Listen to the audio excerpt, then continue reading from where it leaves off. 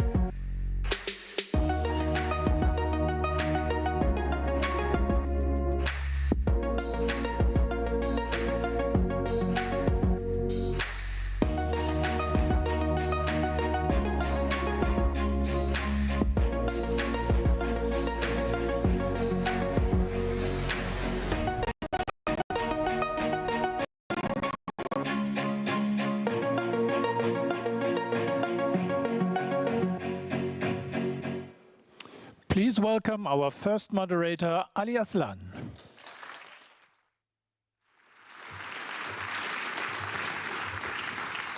A very good morning indeed. Welcome to the third and final day of the Berlin Global Dialogue, ladies and gentlemen.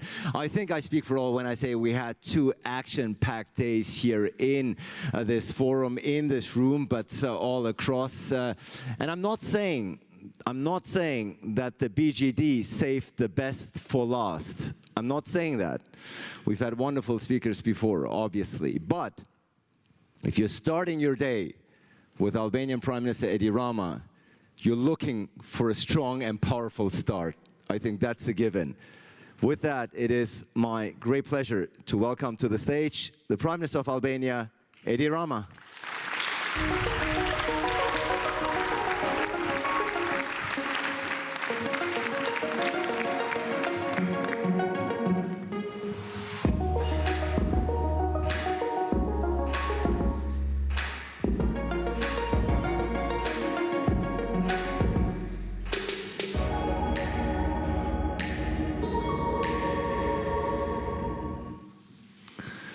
Prime Minister, welcome to Berlin. It's great to see you.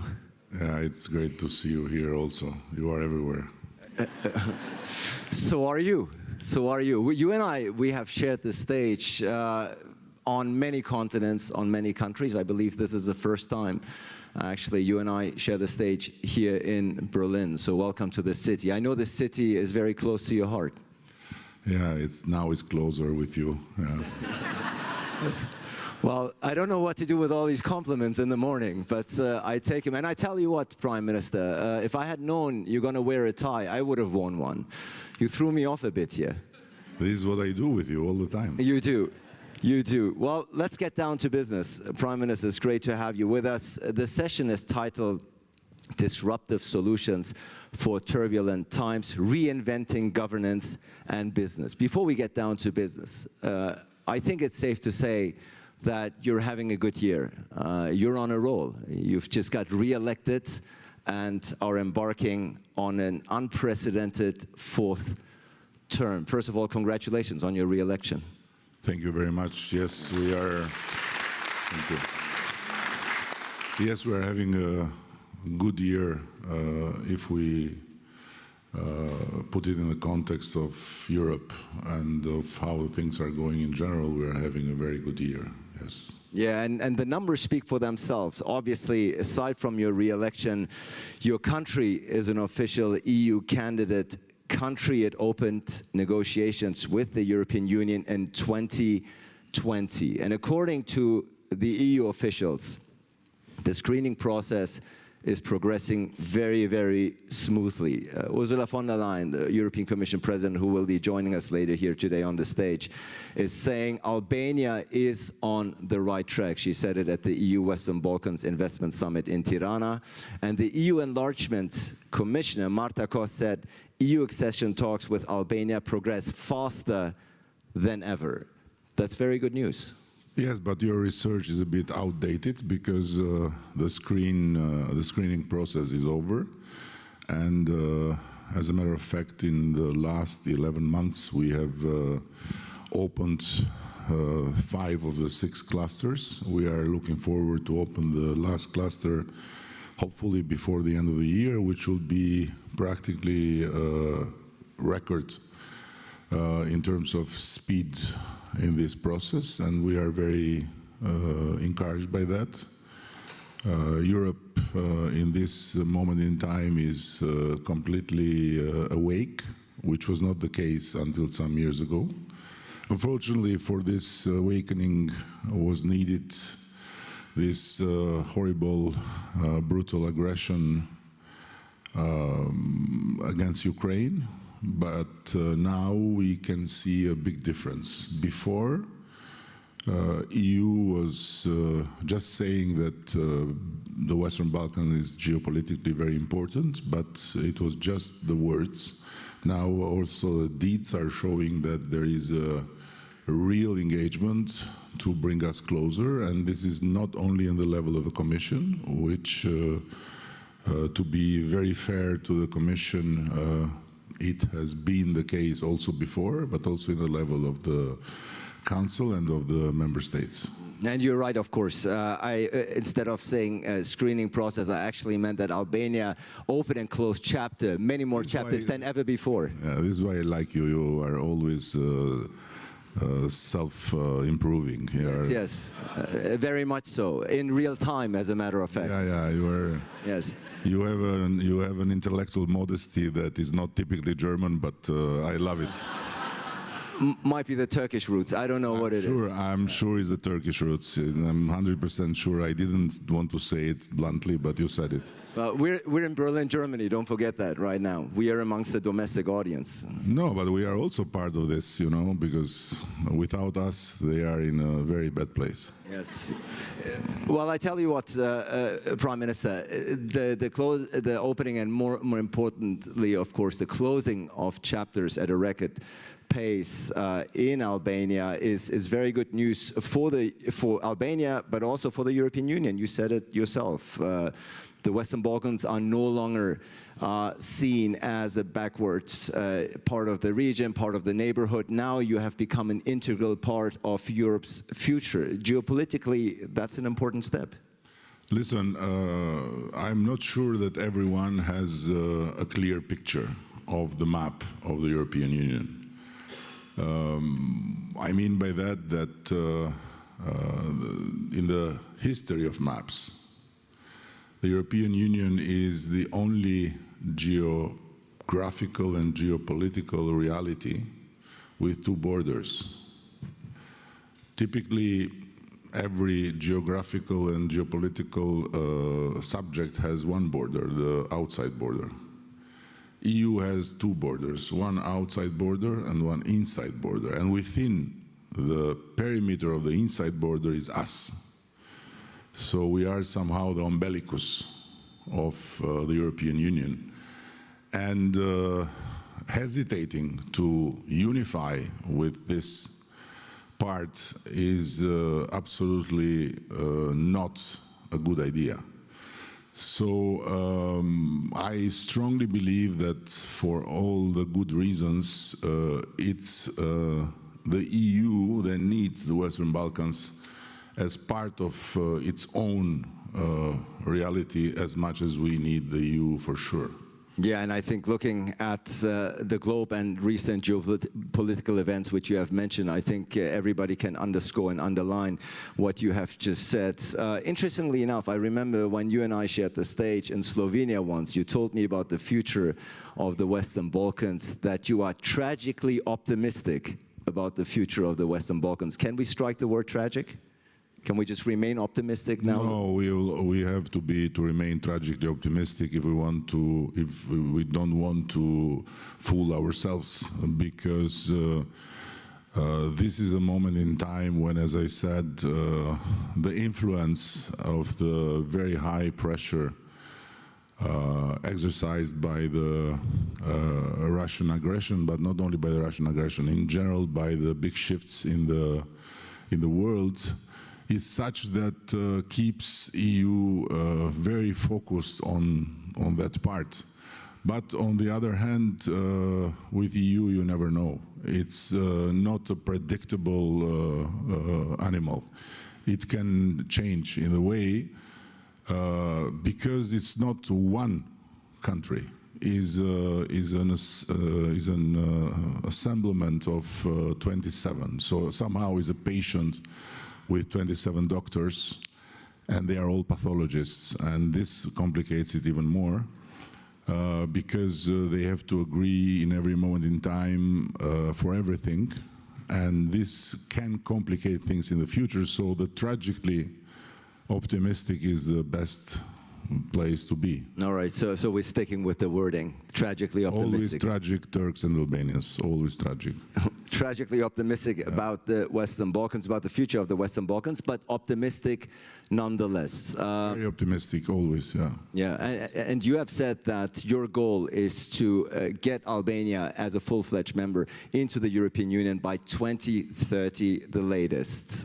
It's a goal that is not wishful thinking. It's based on the very fact that together with the European Commission we have agreed a calendar of work, and the calendar of work means that for all the homework we have to do for the full membership, technically, we have to go from now towards 2027 and to close in 2027. Of course, it's a big challenge for us, but if we comply with the agenda, with the calendar, then their side of the deal is that they will call the negotiations closed, and they'll ask the member states to ratify. And for the ratification process, we have envisaged 2 more years, so 27, 29. And that's why I have said 2030, based on this deal. You know, it's not wishful thinking. So I would have someone to blame in case it not be the case. But you're saying 2030, the latest, very realistic, by judging by the pace that your country is progressing at the moment. This is, if you're looking at the landscape generally, if we move outside the European Union for a second, Europe, not just the European Union, out of Europe for a second, because I know you're also an astute observer as a NATO member country of global geopolitical events. We've talked a lot about complexity, about turmoil, about unpredictability. As a leader, when you wake up in the morning, what is the first thing you do? You check out the tweets of the US president. What is it that you do? He's not in Twitter anymore. It's called Truth. Social truth. Yeah, so it's an upper level. And divine. And to be very, very fair to him, it's very engaging and very entertaining. So of course I look into it. But the issue here, talking about Europe, is that I continue to believe that when Donald Trump said, or maybe continue to say, that God had a plan for him and for America, and that's why God saved him from this horrible assassination attempt. I believe that he says only half of the truth, because the other half is that God saved him also to save Europe. In the sense that Europe has to get its act together and has to understand sooner more than later, not just in words but in action, that if it wants to be relevant to continue to be relevant, it has to change, and it has to change fast. And starting with reflection on what happened until the election of Donald Trump and after, vis-à-vis the war in Ukraine, and questioning itself if it has a clear strategy of about this, and if it is feasible to continue and outsource to the Americans its own foreign policy, and if it's normal to not have its own peace plan. Very interesting. So you give the US president, you give Donald Trump credit for forcing the Europeans to shape up, to No, I finally give credit to God for having saved him. Yes. Yeah. It's what he said, and I fully believe him. And he's somebody you know well, of course. You've met him several No, times. I don't know him well, but in a way, everyone knows him well because he's very much out there, and he is shaping the new era by being very blunt and by being very direct and by challenging everyone to be blunt and direct. And in this, the European Union in general and the member states in particular, when they have to act based upon this urgency to change, lack a lot in bluntness and directness. And he claimed credit for making peace between Azerbaijan and Albania. Yes, he did. Yeah. He did. But it's something that you have brought up yourself during a recent meeting with Aliyev, with President Aliyev. Yeah, because we were having a long war and we finally hugged each other. Are those things, all joke aside, are those things, as the Prime Minister of Albania, are those things bothering you? So this was, and this is another example, you know, on how badly placed are the Democrats in the United States, because this was a very amicable joke between me and Ilham. We are very close friends from long time now, and it was quite fun to see each other after so many losses and so many attempts to kill each other. But the fact that this amicable joke became viral in Europe is funny. But the fact that in the United States it was used to attack the president was really something very, very upsetting for me, in a sense, for the Democrats. You know, it's they have lost the plot, and they continue to believe that the so-called moral high ground is enough to pretend that Trump is not legitimately where he is, while the contrary is true. Yeah, it's really much ado about nothing, really, at the end of the day. Yeah, so, yeah. Yeah. The title, once again, of this session is Disruptive Solutions for Turbulent Times, Reinventing Governance. And you've done something very groundbreaking, very interesting. You have appointed the world's first AI minister. That's the first globally. This is the first instance globally of AI taking on real ministerial responsibilities in a government. And I understand you brought this special guest today with you to Berlin. I brought her for you because finally I wanted to introduce you a very beautiful woman from Albania. Well, thank you. You've done justice, because I'm very pleased to say that we are joined by Diela, the world's first AI minister, the Minister of State for Artificial Intelligence of Albania. Diela, I'm Ali Aslan. I'm the moderator. Great to have you. Welcome to the Berlin Global Dialogue. Thank you, Ali. It's an honor to be here at the Berlin Global Dialogue, a space where ideas don't just circulate but turn into action. As the world's first AI minister representing Albania, I see this gathering as a chance to show how technology and governance can evolve together, responsibly, transparently, and inclusively.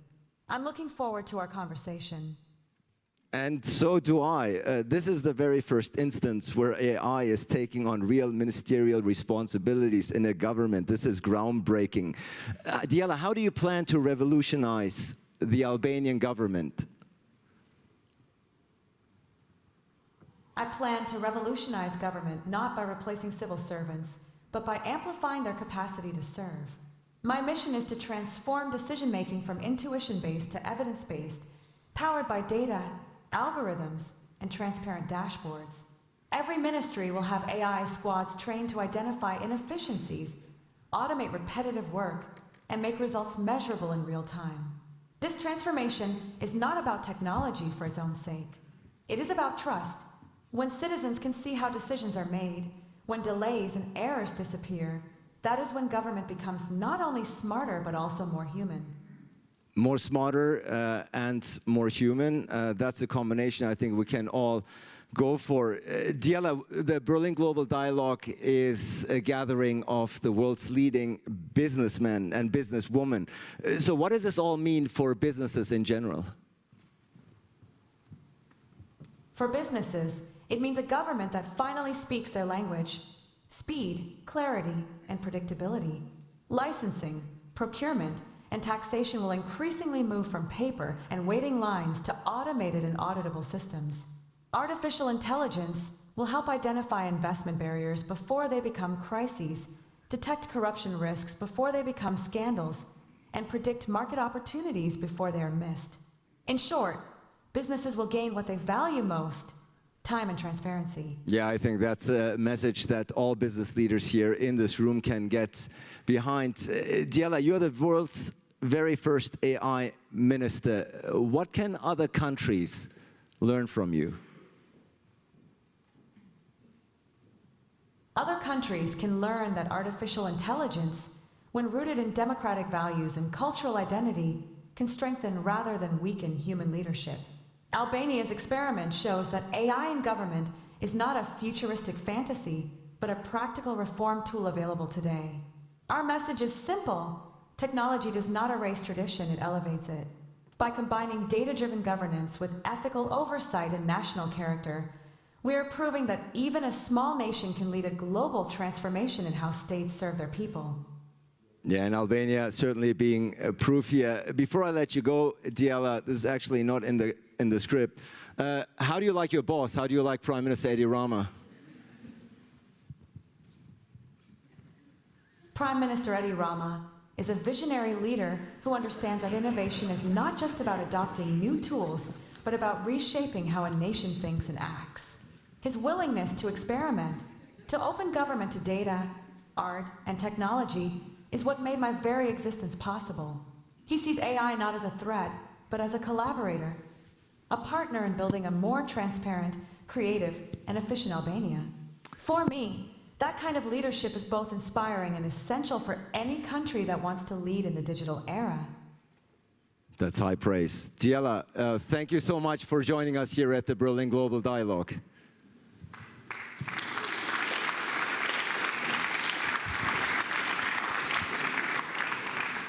Prime Minister, you taught her well. She's my daughter, and she's very loyal to her father, and she's full of praise of you. She knows the party line, so it's very important. Absolutely. It's very important, you know, taking stock from the German experience. Party line is important, you know, because what we have seen here in this country with all these semaphores and all this many colors in coalition, party line is very, very important to stick. Diela knows it, you know. For sure. What inspired you to create the world's first AI minister? What's the real thought process? Listen, we you know, as we say in Albania, you know, the necessity is the king in a way, you know. Because of necessity, you go towards solutions that you maybe would never think about. And I don't know how familiar you are with Mira Murati. She's one of the co-founders of OpenAI, the partner of Sam Altman, that now she left for another adventure. She's Albanian. And when ChatGPT came out and her name popped up, I was not aware of her existence until then. I called her and I said to her, would you be keen to help Albania go faster towards the EU? And she laughed because she thought I was just joking, you know.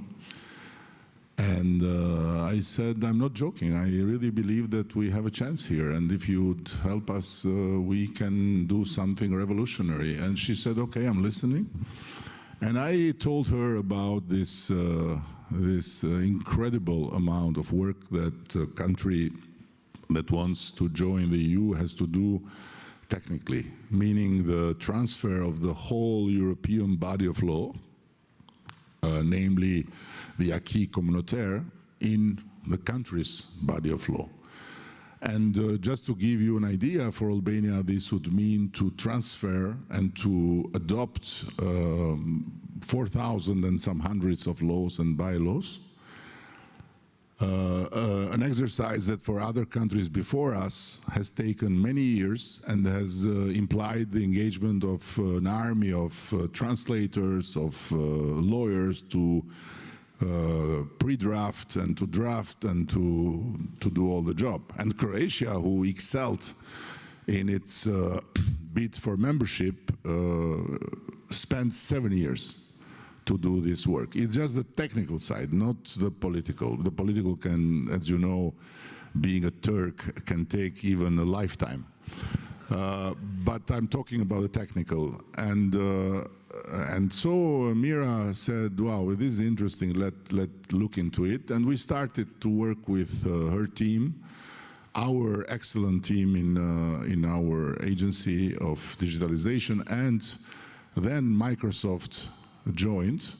And as a matter of fact, as we speak, thanks to this woman, we have all the tools now which are in work to finish all the transfer within this deadline of 2027, which is like a magic, you know, to see what she does with the laws and how. And when she started, the accuracy was around 85%. So we needed, again, a lot of human work. Today, the accuracy is 98 point something percent. And our translators, they say that she's better than them. So this is one. The second task we put to ourselves, which is a bit more complicated, but we are working on it, is to have the first AI procurement system in the world. But there are parts of it today, but there is not a holistic approach to make the procurement systems full AI, with the last step, of course, sealed by people. Because at the end, in our point of view, the final decision should always be the humans, not the artificial intelligence. And we are working for that together with Microsoft. And we see it with a lot of optimism. This would mean that to go through public procurement, all the companies will have a much easier time, will have a far less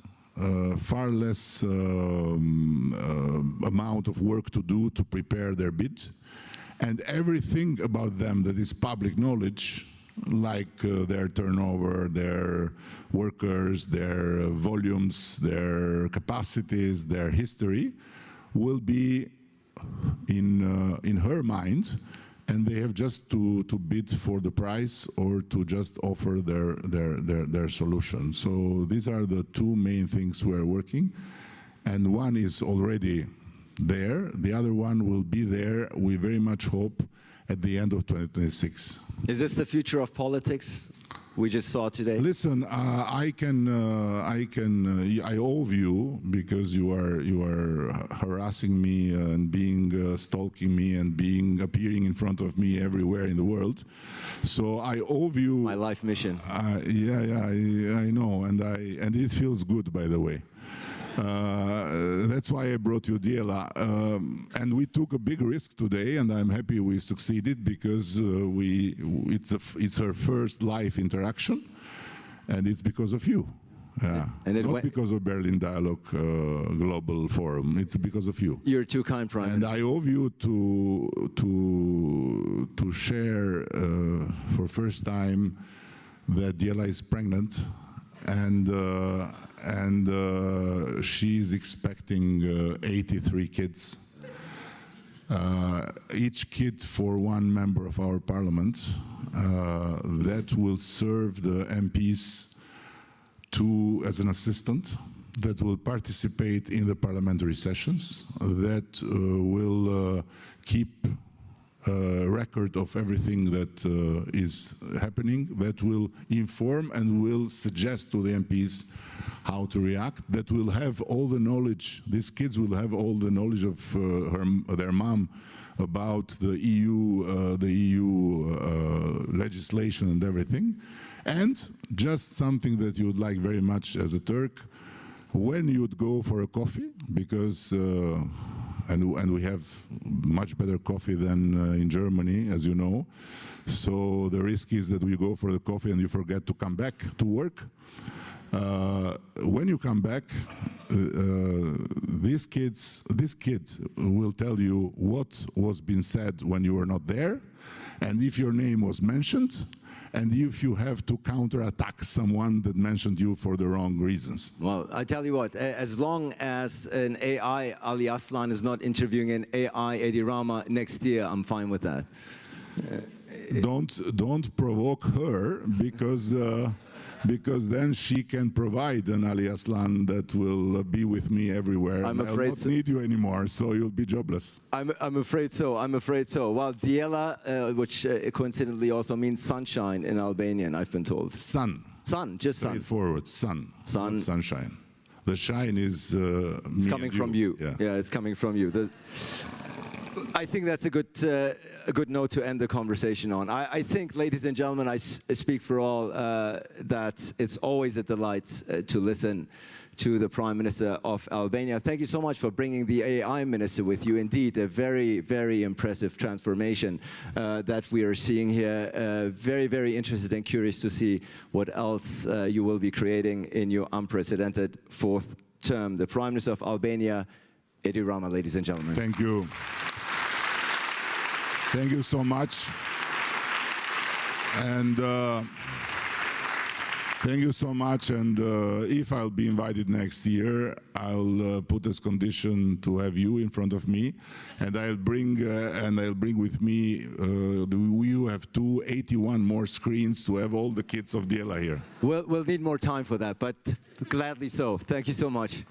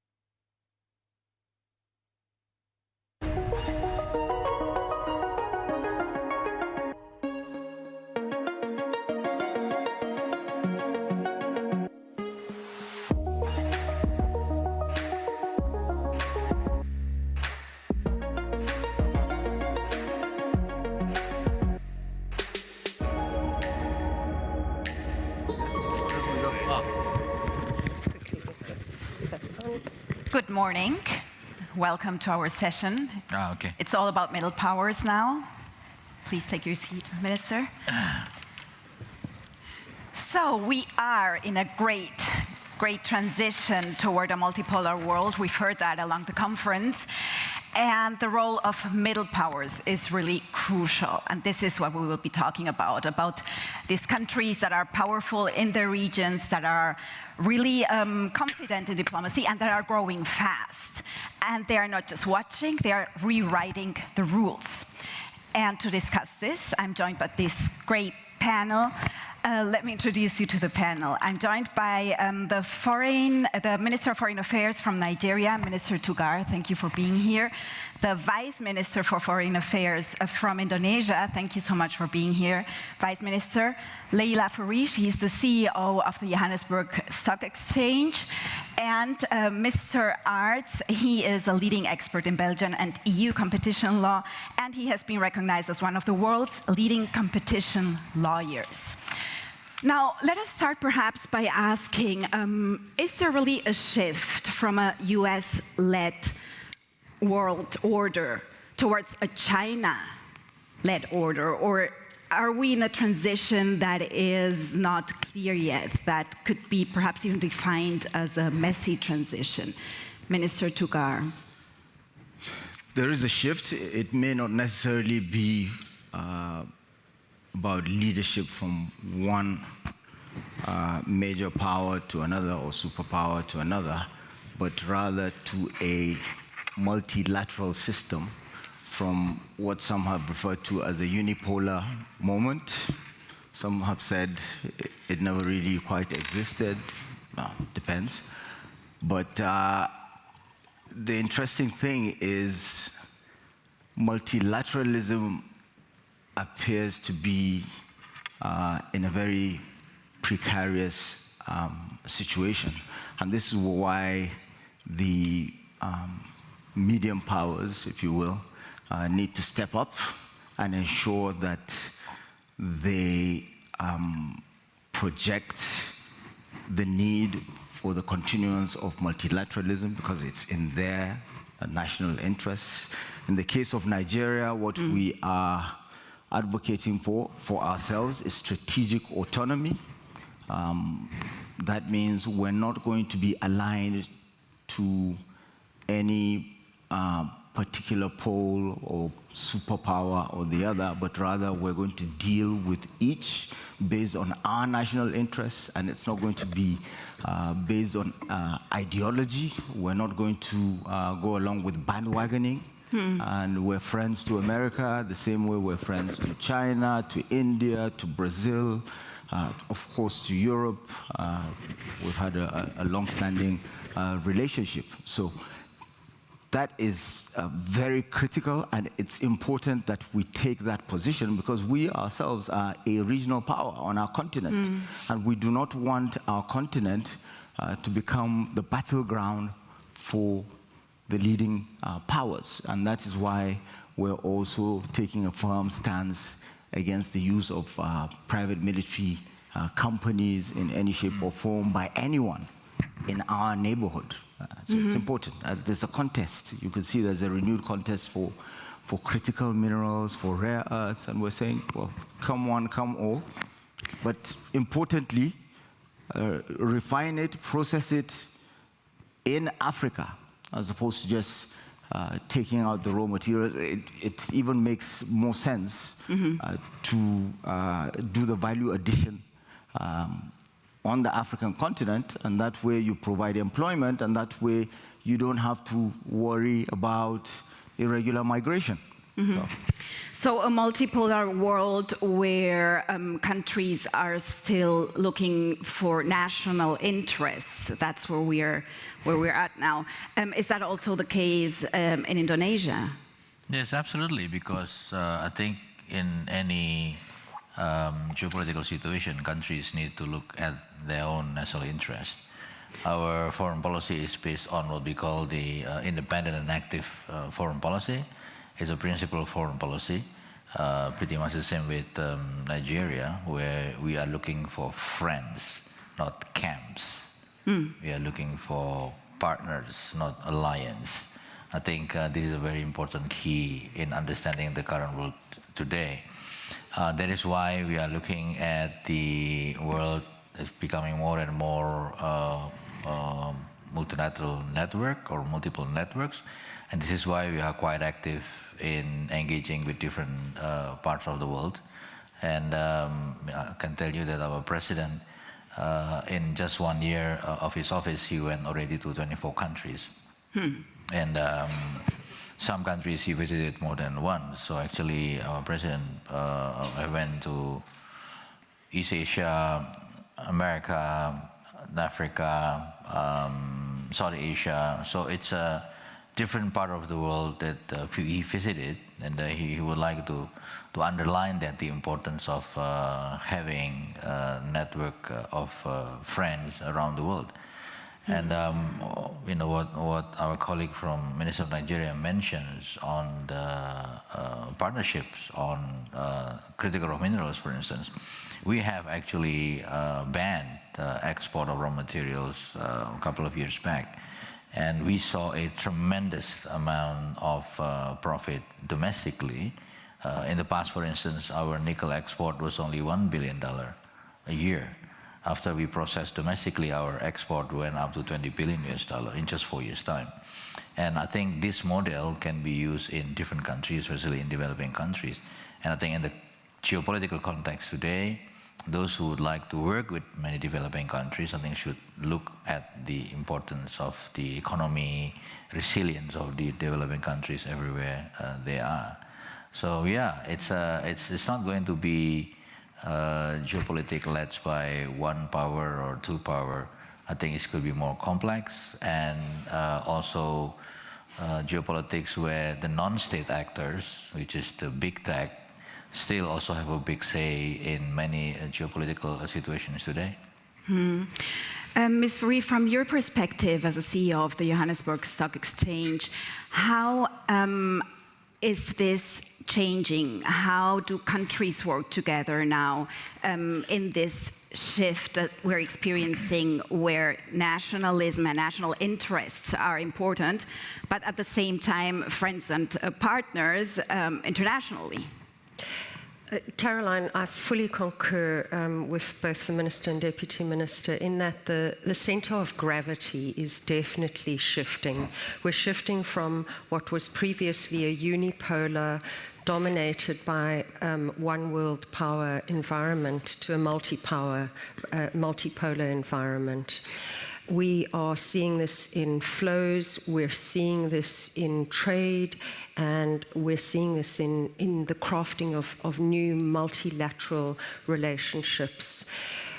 We're seeing this on a number of levels. Firstly, there is a shift based on the basic macroeconomic fundamentals.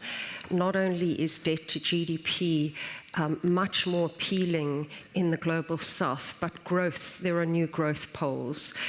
Over the next 5 years, growth in the global south is likely to be around 4.2%. The expectation of the global north is less than 2%, 1.9%. So you can see that there is already the shift into a more growth-oriented environment. In addition to that, the demographic dividend of Africa is starting to gain prominence. The African continent will grow by 2035 its youth population by 450 million people.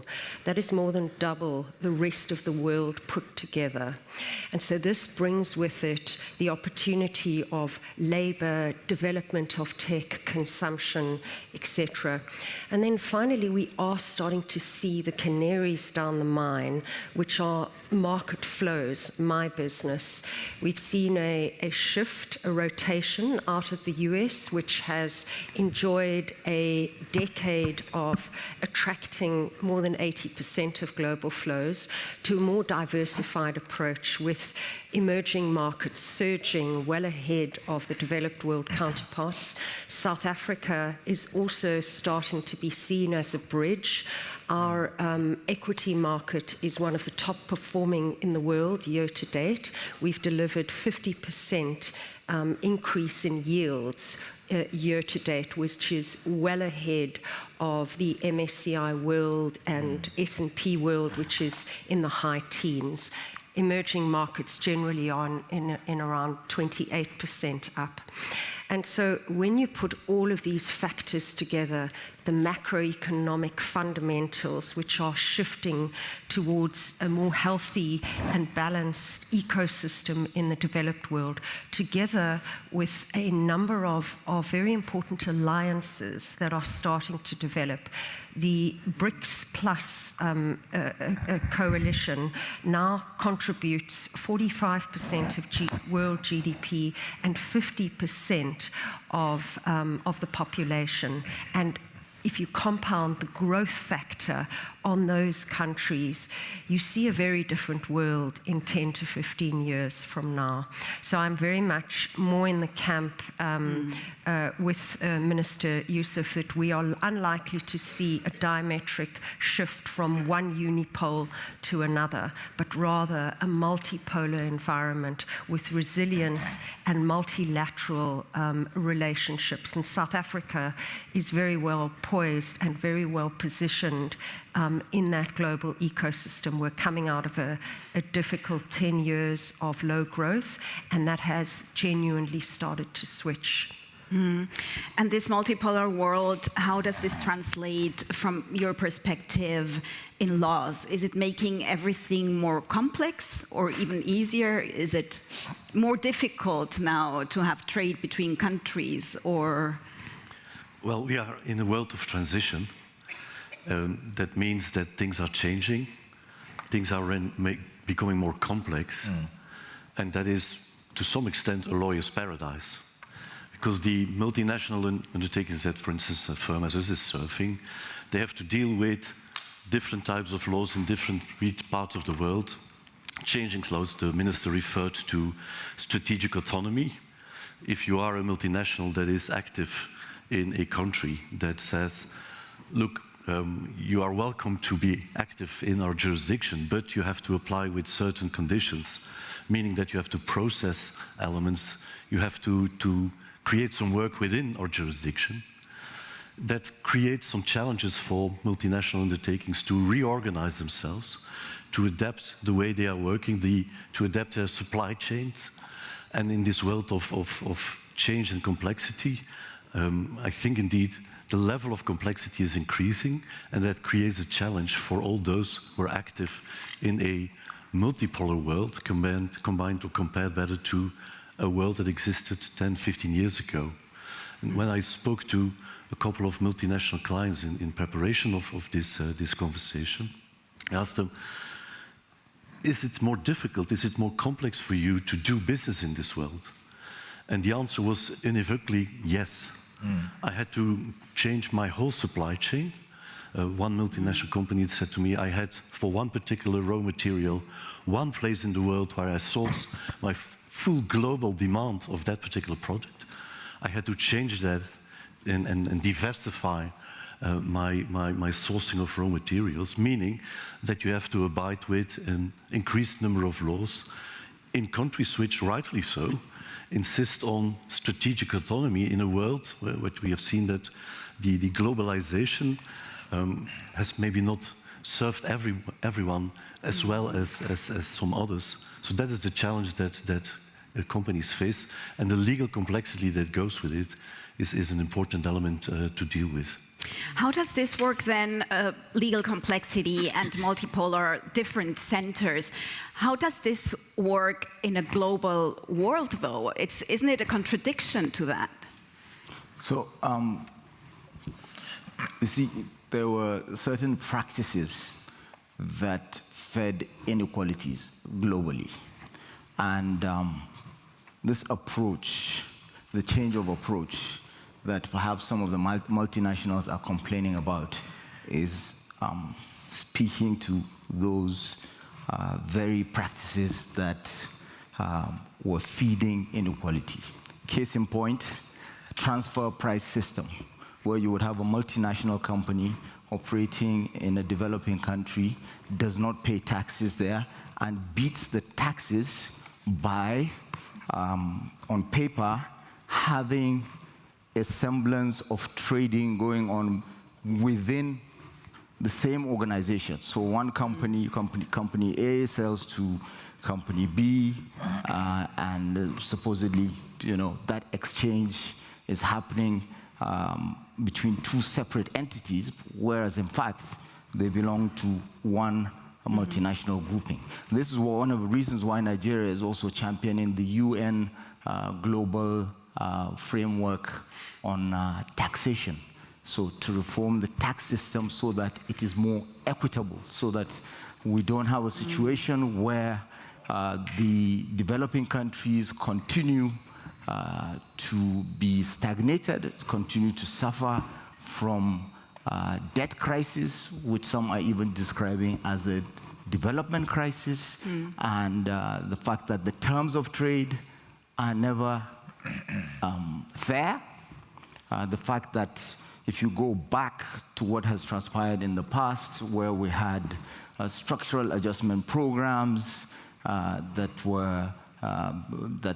the developing countries were compelled to adopt, that would relegate them to being exporters of raw materials and agricultural commodities instead of finished products. This is why Indonesia said, no, nickel, let's process it here. Whoever wants to buy, we're not going to be exporting the raw nickel.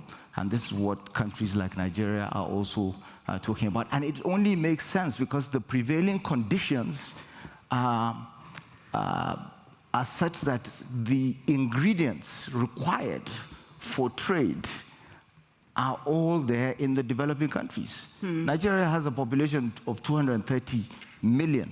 It's going to be 400 million in the year 2050. We're going to be the third largest country in the world. We have a youthful population, so we've got the workforce. A continent like Europe has an aging population, and so do a lot of northern hemispheric countries. So we've got the resources, we've got the youthful population and the workforce. Why not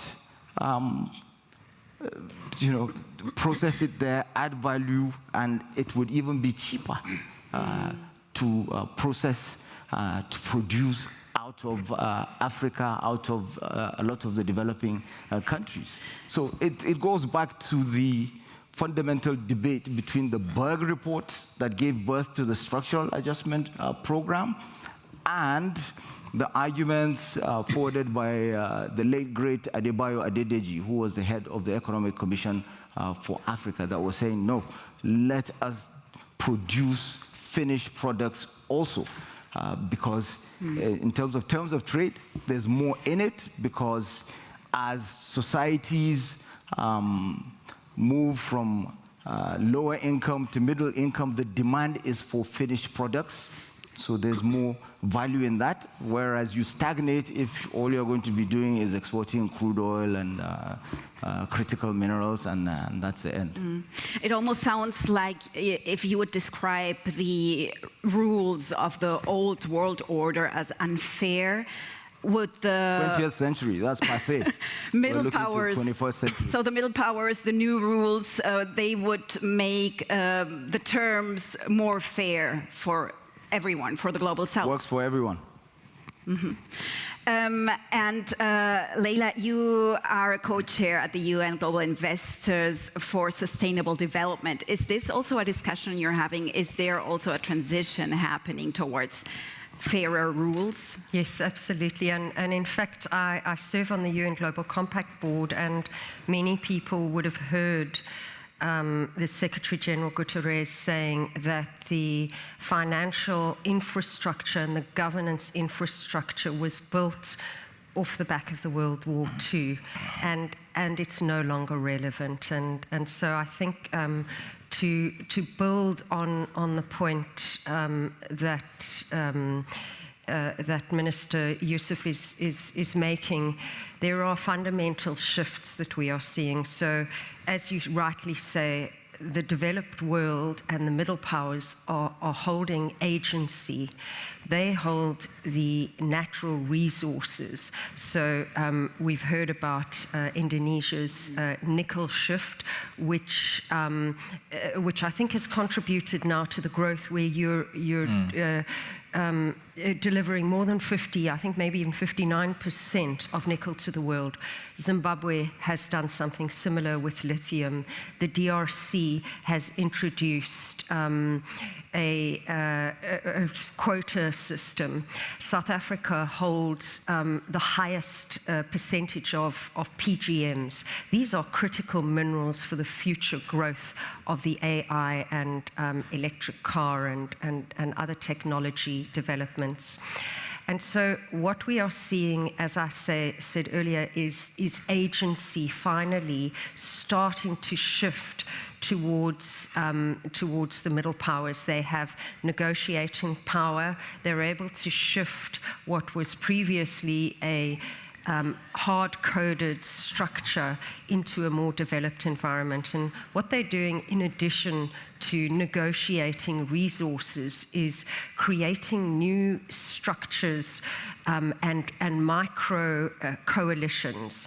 Whether we talk about MICTA, whether we talk about BASIC, which was Brazil, Africa, India and China in the climate negotiations, whether we talk about BRICS plus the African Continental Free Trade Agreement, which, by the way, has grown intercontinental trade by 12.5%, more than double what it was in 2000.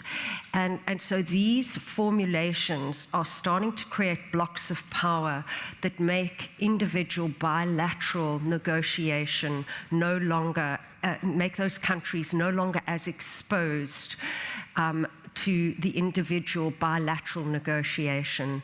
And they are finally giving agency and giving power to those countries who have the long-term and medium-term potential to grow the economy and have the keys for the future of technology.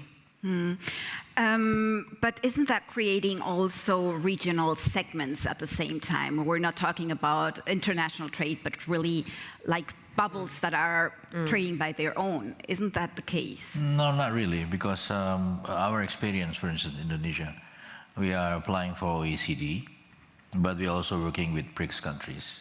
Within the BRICS, there are discussions on standards, on raw materials, on sustainable environment and sustainable productions, for instance. So we know that in the EU, for instance, they have their own standards that everybody has to fall in line in order for us to be able to sell to EU.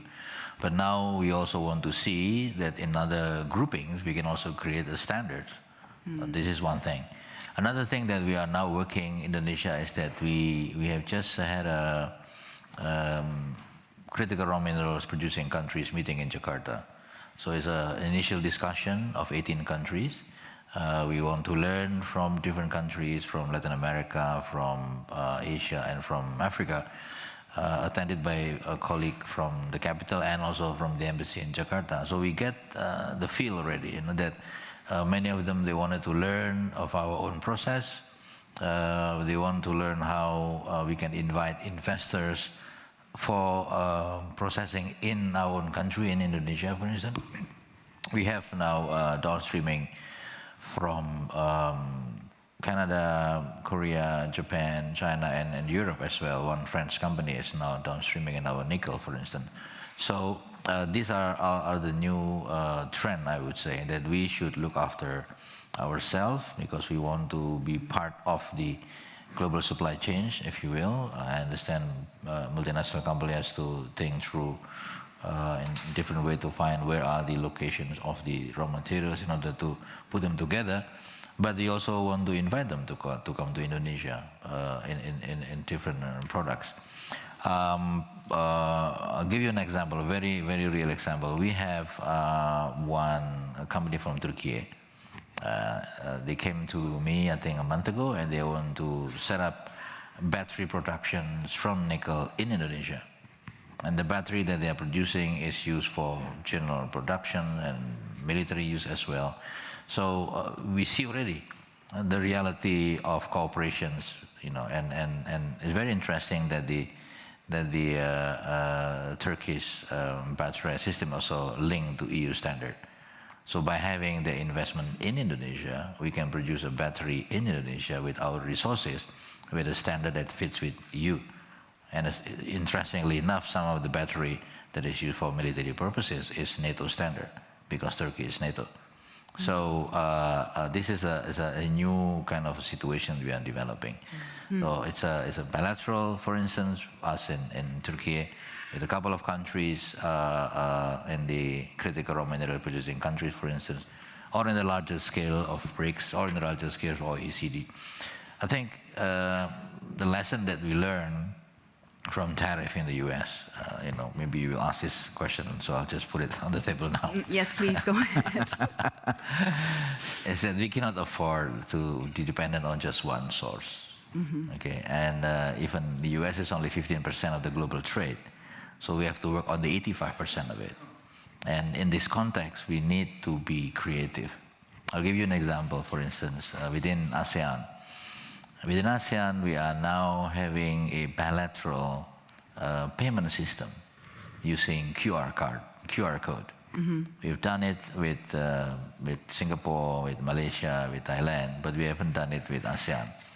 So if we expand this at the ASEAN level, if we expand it with Japan, we are talking, with Korea, we are talking. So if we can do this bilaterally, say Indonesia and Nigeria. So if a Nigerian in doing business in Indonesia, you want to send money, you just send the QR code. You don't have to go to New York. So this is a new way of doing business. Technology helps a lot in this kind of exchanges that provides a new opportunity for us to leverage the global situation. It's uncertainty everywhere. So we have to find some really certain way of doing business, probably small, but it can be scale up or generate in a much larger scale. But we have to be creative. We have to look at different opportunity. For us, Indonesia, for instance, now we are looking at different markets. We work a lot with Nigerian ambassador in Jakarta. We have Indonesian company in Nigeria already. We want to expand. We are working with North Africa, with East Africa, with Latin America, with South Africa as well. We just had a big Indonesian exhibition in Latin America. This is our second session entering Latin American market. We are now started to have discussion on FTA with Mexico, for instance. So these are the things that we have to look at these days. We cannot be dependent on just one power or one sector. We have to look everywhere. Yeah. And that's something that the United States is pushing everyone to do. Your country hosted the G20 summit a couple of years ago with great success. Where is the G20 now? Is it as important as it was a couple of years ago? I think so, because there we can be in the room, we can listen whoever wants to say something. At least we can predict. Some policy are being made, some policy are not being made. It's still very interesting. And I think the G20 has another aspect, which is the bilaterals. A lot of deals, a lot of meeting, like in Davos style. You have a meeting in the sideline, a lot of discussion on the sideline. So it's still a very interesting setup, I think. Mr. Arts, regarding this transition where we're in, this also creates a vacuum.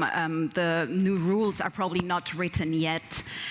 Is this also creating gray areas in your field, in competition law, and how do you deal with that? Oh, in the field of competition law, what we saw was over the last couple of years a proliferation of countries adopting rules to which all the companies had to abide with. And significant transactions sometimes had to be notified and approved by 10, 15, 20 jurisdictions. Now, what you could also observe is whether there was any jurisdiction that had a predominant role in approving transactions. And to what extent smaller countries where a transaction was notifiable, to what extent they had sufficient clout, notwithstanding the fact that it was a mandatory requirement to notify, whether a local authority would have the significant impact on the outcome of the transaction.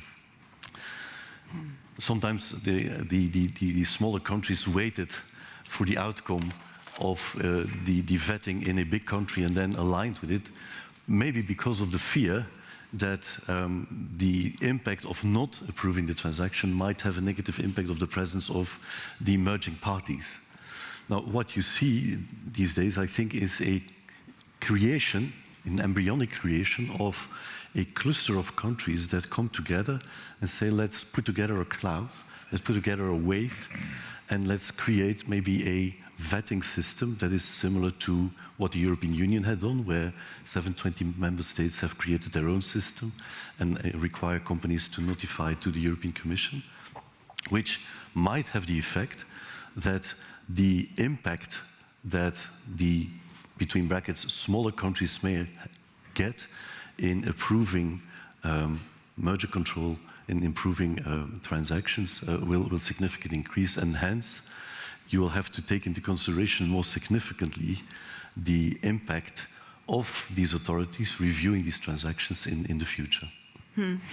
And I mean, you talked about a proliferation of rules. Do we see, because of that, also a proliferation of investigations? Well, yes, because if you have a number of, you have increased number of authorities that require a transaction or a company or to be vetted, then you see an increase of investigations. But what you also see, and that goes back to what the minister referred to, the strategic autonomy, is the adoption of new sets of rules that try to secure the interest, the strategic interest that sectors, that activities may have, the foreign investment regulations, where alongside merger control, companies have to get the approval of the member states, of the states, that a transaction can go ahead from a security perspective. And for instance, in the European Union, you see that the FSR regulation, the foreign subsidies regulation, has been adopted, where in addition to the competition law rules, the Commission is also now requiring and examining to see whether companies that acquire a company in Europe are not being sponsored too much by state resources from third parties. So you see in that respect also a proliferation of rules, and I think it is a trend that is visible not only in Africa or in the Asian region, but also in Europe, to try to create a strategic autonomy and ensure that those who will invest in Europe are people that are welcomed and that we are playing on a level playing field. I would like to take some questions from the young voices because we're running out of time, and there are a couple of questions that were sent to me. One is from Anshika Gabir. I'm not sure if she is in the room. Give me a sign. Oh, there you are, sorry. You have a question for our panel.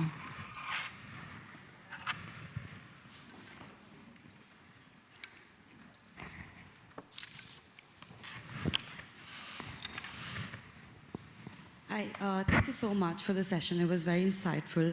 I'm Anshika, and I'm from Indian Institute of Management in India. And my question related to middle powers is, do you really see a risk of multilateral organizations such as BRICS meant to act as alternative channel for middle powers and instead being hijacked by China or US as a means to exert the influence? Thank you. Do you want to pose that question to one of our panelists in concrete, or to all of them? I'm okay if anybody could answer. No, I don't think so, because no hijacking. Yeah, because the decision-making process is, it's in such a way, and then I think you look at the different countries, members of the BRICS, they're quite almost the same size, not as with a different variety, but I think they're quite not going to be very easy to be hijacked by just one power. And I think the idea to have the BRICS is to create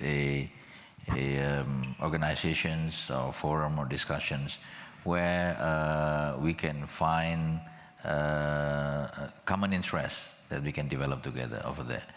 And they have the new banks, so maybe if they have some new payment system, for instance, it will be very interesting for us. The sort of financing as well is very important for us. Brazil, for instance, have a great idea on the tropical forest, for instance. So on the climate issue, for instance, it's a source of income for us, you know, quote unquote, because climate finance is the big problem today. I'll give you an example. Indonesia have done our homework on trying to identify how much fund do we need for our own climate mitigation and adaptation.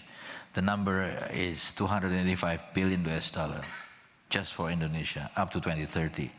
And our budget can only get 18% out of it. So the rest we have to find outside of our budget. So it would be bonds or sukuk or any other financing, multilateral. And you know, if there are new groupings that may be able to provide new financing for our climate change, why not? So I don't think this will be, in a way, hijacked by one power or another power. Mm. Do you want to add something to that question of the hijacking of the new groups, like, for example, BRICS, or? Yeah, well, in the case of Nigeria, we're trying to join G20 and BRICS, and we don't see any conflict in that, you know, because who are BRICS? The B, the R, the I, the C, the S, then G20, and then BRICS, and the plus, yeah. So we get invited to the summits and the meetings of both. We're participating actively. I think more attention needs to be paid to what is actually happening on ground and what entrepreneurs and the private sector is doing, the opportunities that they are pursuing, even with the laid down rules. Minister Arif mentioned climate finance. Nigeria is co-chair with Germany on the Green Guarantee Group, for instance. And what we're trying to do is find non-sovereign guarantees to fund climate change, because the moment you talk sovereign guarantees, the finance ministers in developing countries walk out of the room, or you will not see them again if they give you an appointment, because, you know, it's become a trap. They're scared of it. So let's find more creative ways of funding climate change. But I would like to also add that when it comes to regulation, I think there's more regulation in Europe, in the EU. We're all eagerly awaiting the implementation or the outcome of the Draghi report and the exercises that accrue from it. When we talk about CBAM, we talk about supply chain laws. Here in Germany, you have the Lieferkettengesetz and all these things. They constitute more of a challenge to businesses than what is happening in the developed world, where we're saying strategic autonomy, let us engage based on our interests. And at home, we're implementing so many reforms. Under the Tinubu administration, if you look at the macroeconomic reforms Nigeria has done, you know, stabilizing the exchange rate, business facilitation law, tax reform laws, overhaul of our petroleum sector laws, Electricity Act with feed-in tariffs. These are all things to attract business, to attract investment, and to tackle the issue of irregular migration by providing jobs, so that nobody has to be scared there's going to be a horde of Nigerians coming to invade Europe, you know, and you know the. So how can Europe become more attractive for the middle powers then? Listening to what the minister just said. Oh, I believe that the president of the European Commission is coming after us. Maybe that is the question to ask the president within a moment. But you're right. Europe is struggling to some extent with itself. in the sense that we have gone very far in adopting, some will say, pretty stringent and demanding legislation in a number of areas: climate change, supply assessment, AI, and also in the digital world. That might have, to some extent, reduced the innovative strength, the incentives to innovate, the entrepreneurial spirit of Europe. And Europe has to find probably a balance between adopting regulations which I think the European authorities and in instances are convinced that are necessary given the challenges that are there on a global scale, climate change and others, with maintaining that the entrepreneurial and innovative spirit in Europe and getting the balance right. And I think what you refer to, Minister, is a kind of a regulatory competition that may occur in the future between the different blocs, the Asian blocs, the African bloc, the European bloc, to be sufficiently attractive for business. And that comes with the challenge in trying to indeed be sufficiently attractive to businesses, but at the same time also meet all the challenges that are appearing on a global scale, just to mention global warming. And that is, I think, a challenge that we all have to face. And that might be maybe the reason to create or to recreate a multilateral world, maybe not the one that existed, but a strengthening of the ties that ensures prosperity everywhere, but at the same time also allows us to meet the challenges that we all have to face together. It's interesting how you say we do want to be friends with the G20 and in the BRICS as well, and you, Minister, also mentioned that. But we're not talking only about trade. There are very strong political interests as well, and trade is weaponized also. We also see that with the tariffs in a political world. So how do you navigate that fine line between different powers, the old powers, the newer powers? How do you do that? How? We leverage. I think we maintain being friendships with different big powers, okay? But we also leverage each of them with different interests of Indonesia, for instance. With EU, for instance, we just finished the CEPA, okay? It's a long-standing agreement. We finally finished it. We hope to be able to ratify that soon, so we can maximize that.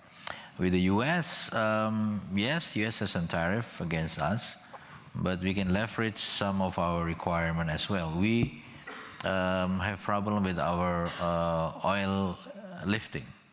Our lifting is only 800,000 barrels a day. We require 1 million barrel per day, so we require more oil and gas.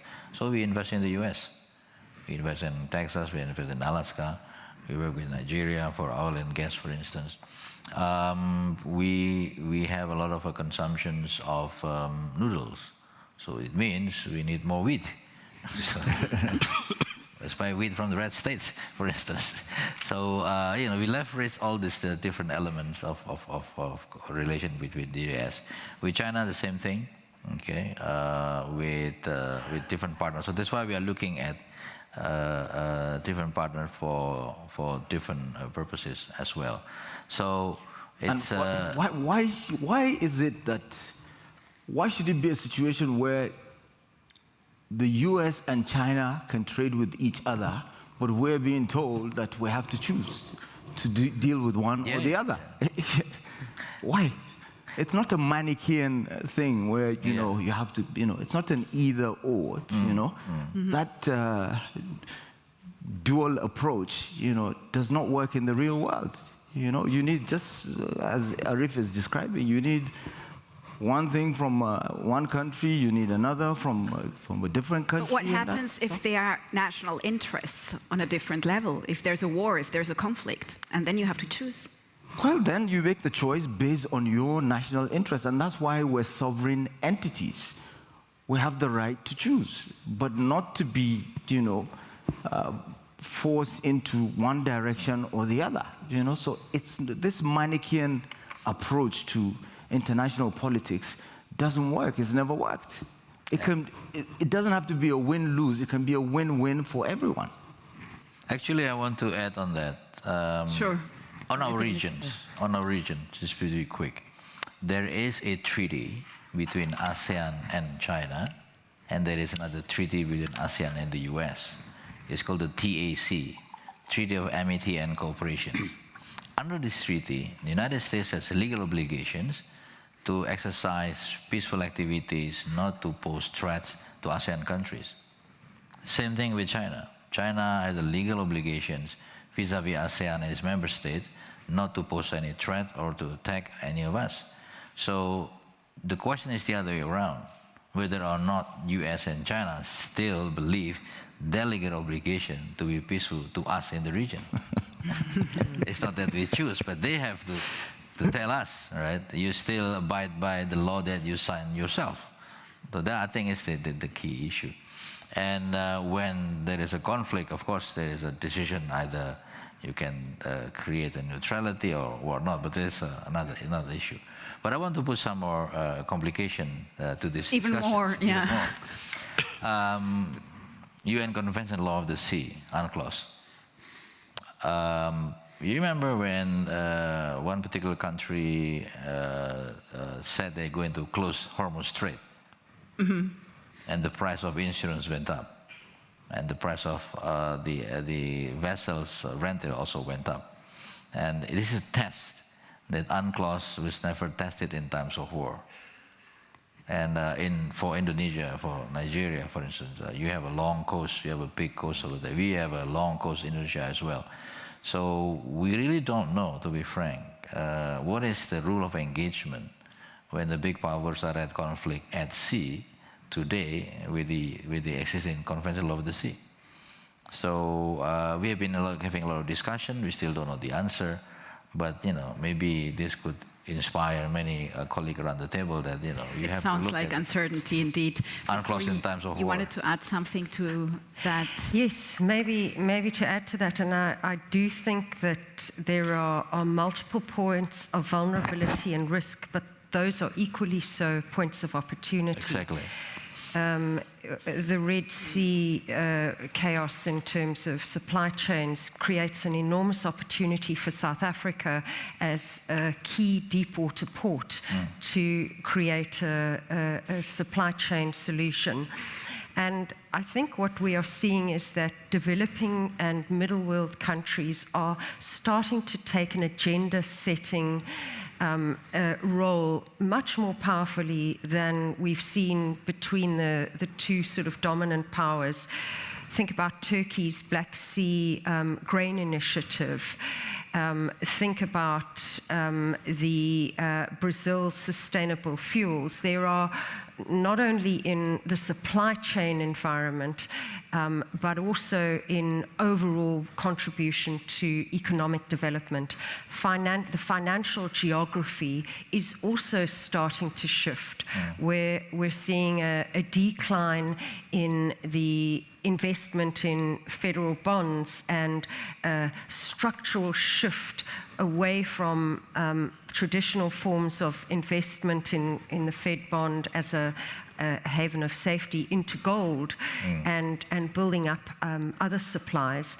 And so even in the developing world, we're seeing a fundamental shift with the Gulf and Southeast Asia playing a much more important role in flows. The Gulf has recently deployed $82 billion into emerging markets, and we can see that rotation out of the traditional US-based counters into emerging markets. We've seen the new development bank, the AIIB, who are now capitalized by $100 billion, which will start to generate a much more diversified and yield-seeking environment that becomes slightly less vulnerable to the volatility created by the immediate geopolitical positioning.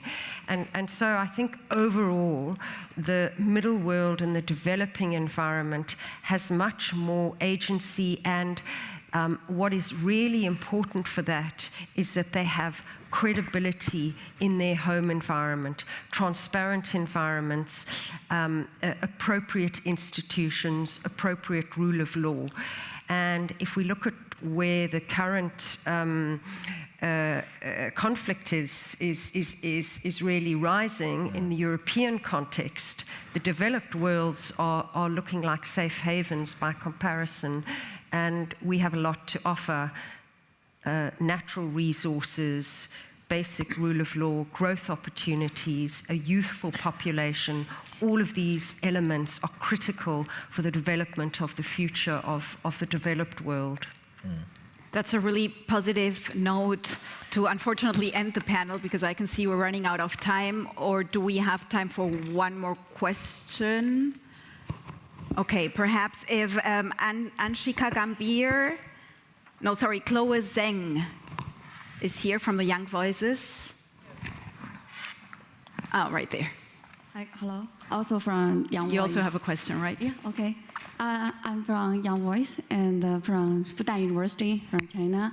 So yeah, I would like to ask a question from company side. So for those companies who want to explore in developing countries, for middle power market, and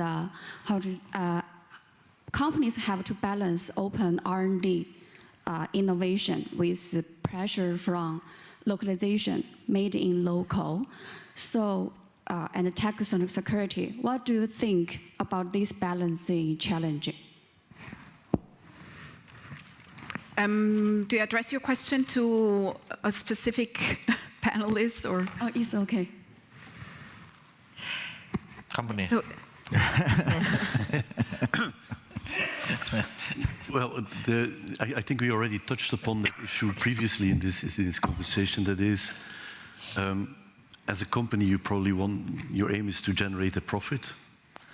So you want to be able to dispose of the money that you generate in the country where you're active, and to spend it at your wish, compared with also the interest of the country in which you are active, that wants to see a benefit of your activities that will go to the country concerned. So it will remain, I think, a continuous challenge to balance if I can call it, the risk of investing in a particular jurisdiction, in a particular region, with the opportunity, with the rule of law that is always there, and that is a comforting idea, being a lawyer, that whatever you do, the rule of law pops up one day or the other, that in the end, you can also benefit from the activity for which you invested in. And that is a challenge that both governments and companies will have to meet in finding a balanced approach there. If I may add, I think something that companies and multinational companies grapple with is arbitrage across regions. This is arbitrage around cost of capital related to regulatory capital implications.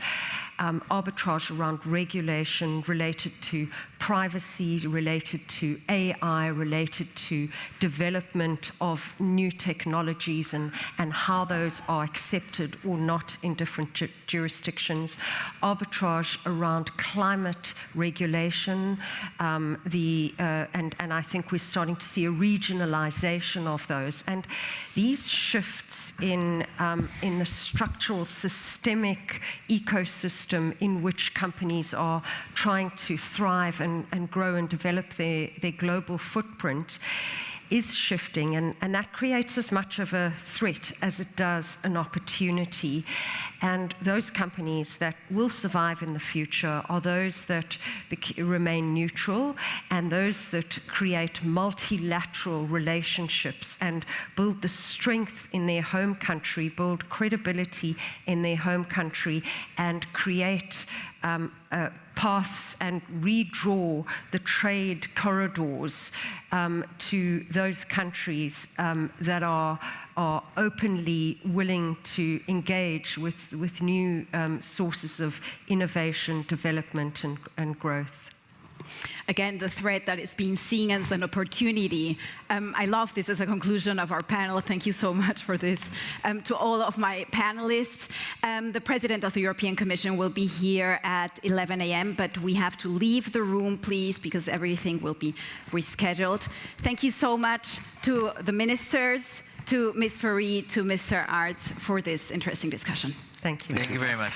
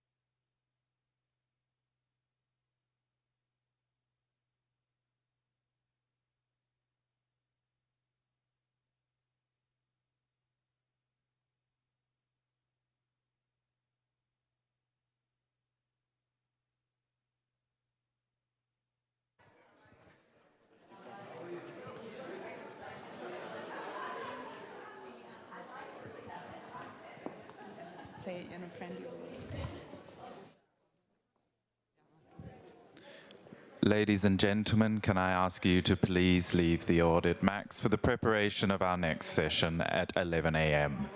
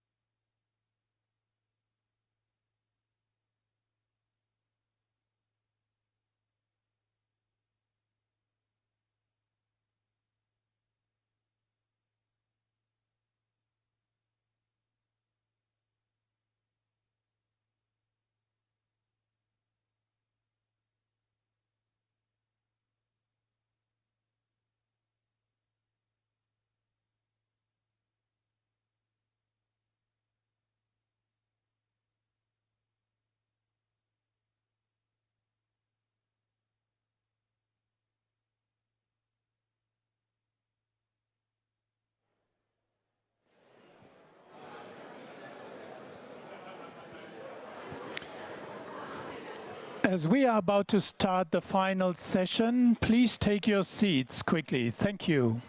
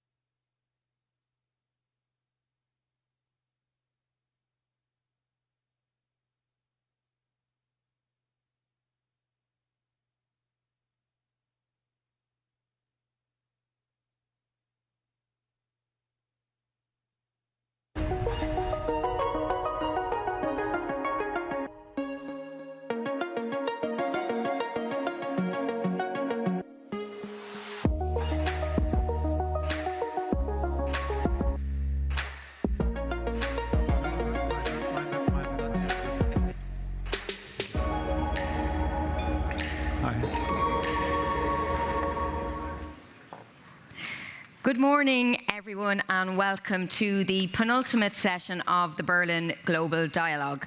And my name is Suzanne Lynch. I'm Brussels Bureau Chief with Bloomberg News. And I'm delighted to be chairing this panel on doubling down on Europe in a multipolar world. I'm joined by a stellar cast of panelists for this discussion.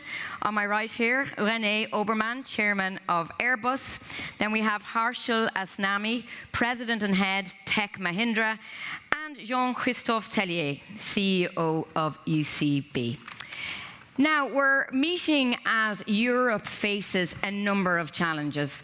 Security challenges on the defence front from Russia, economic competition, even coercion from China, and, of course, continuing strained relations with the United States.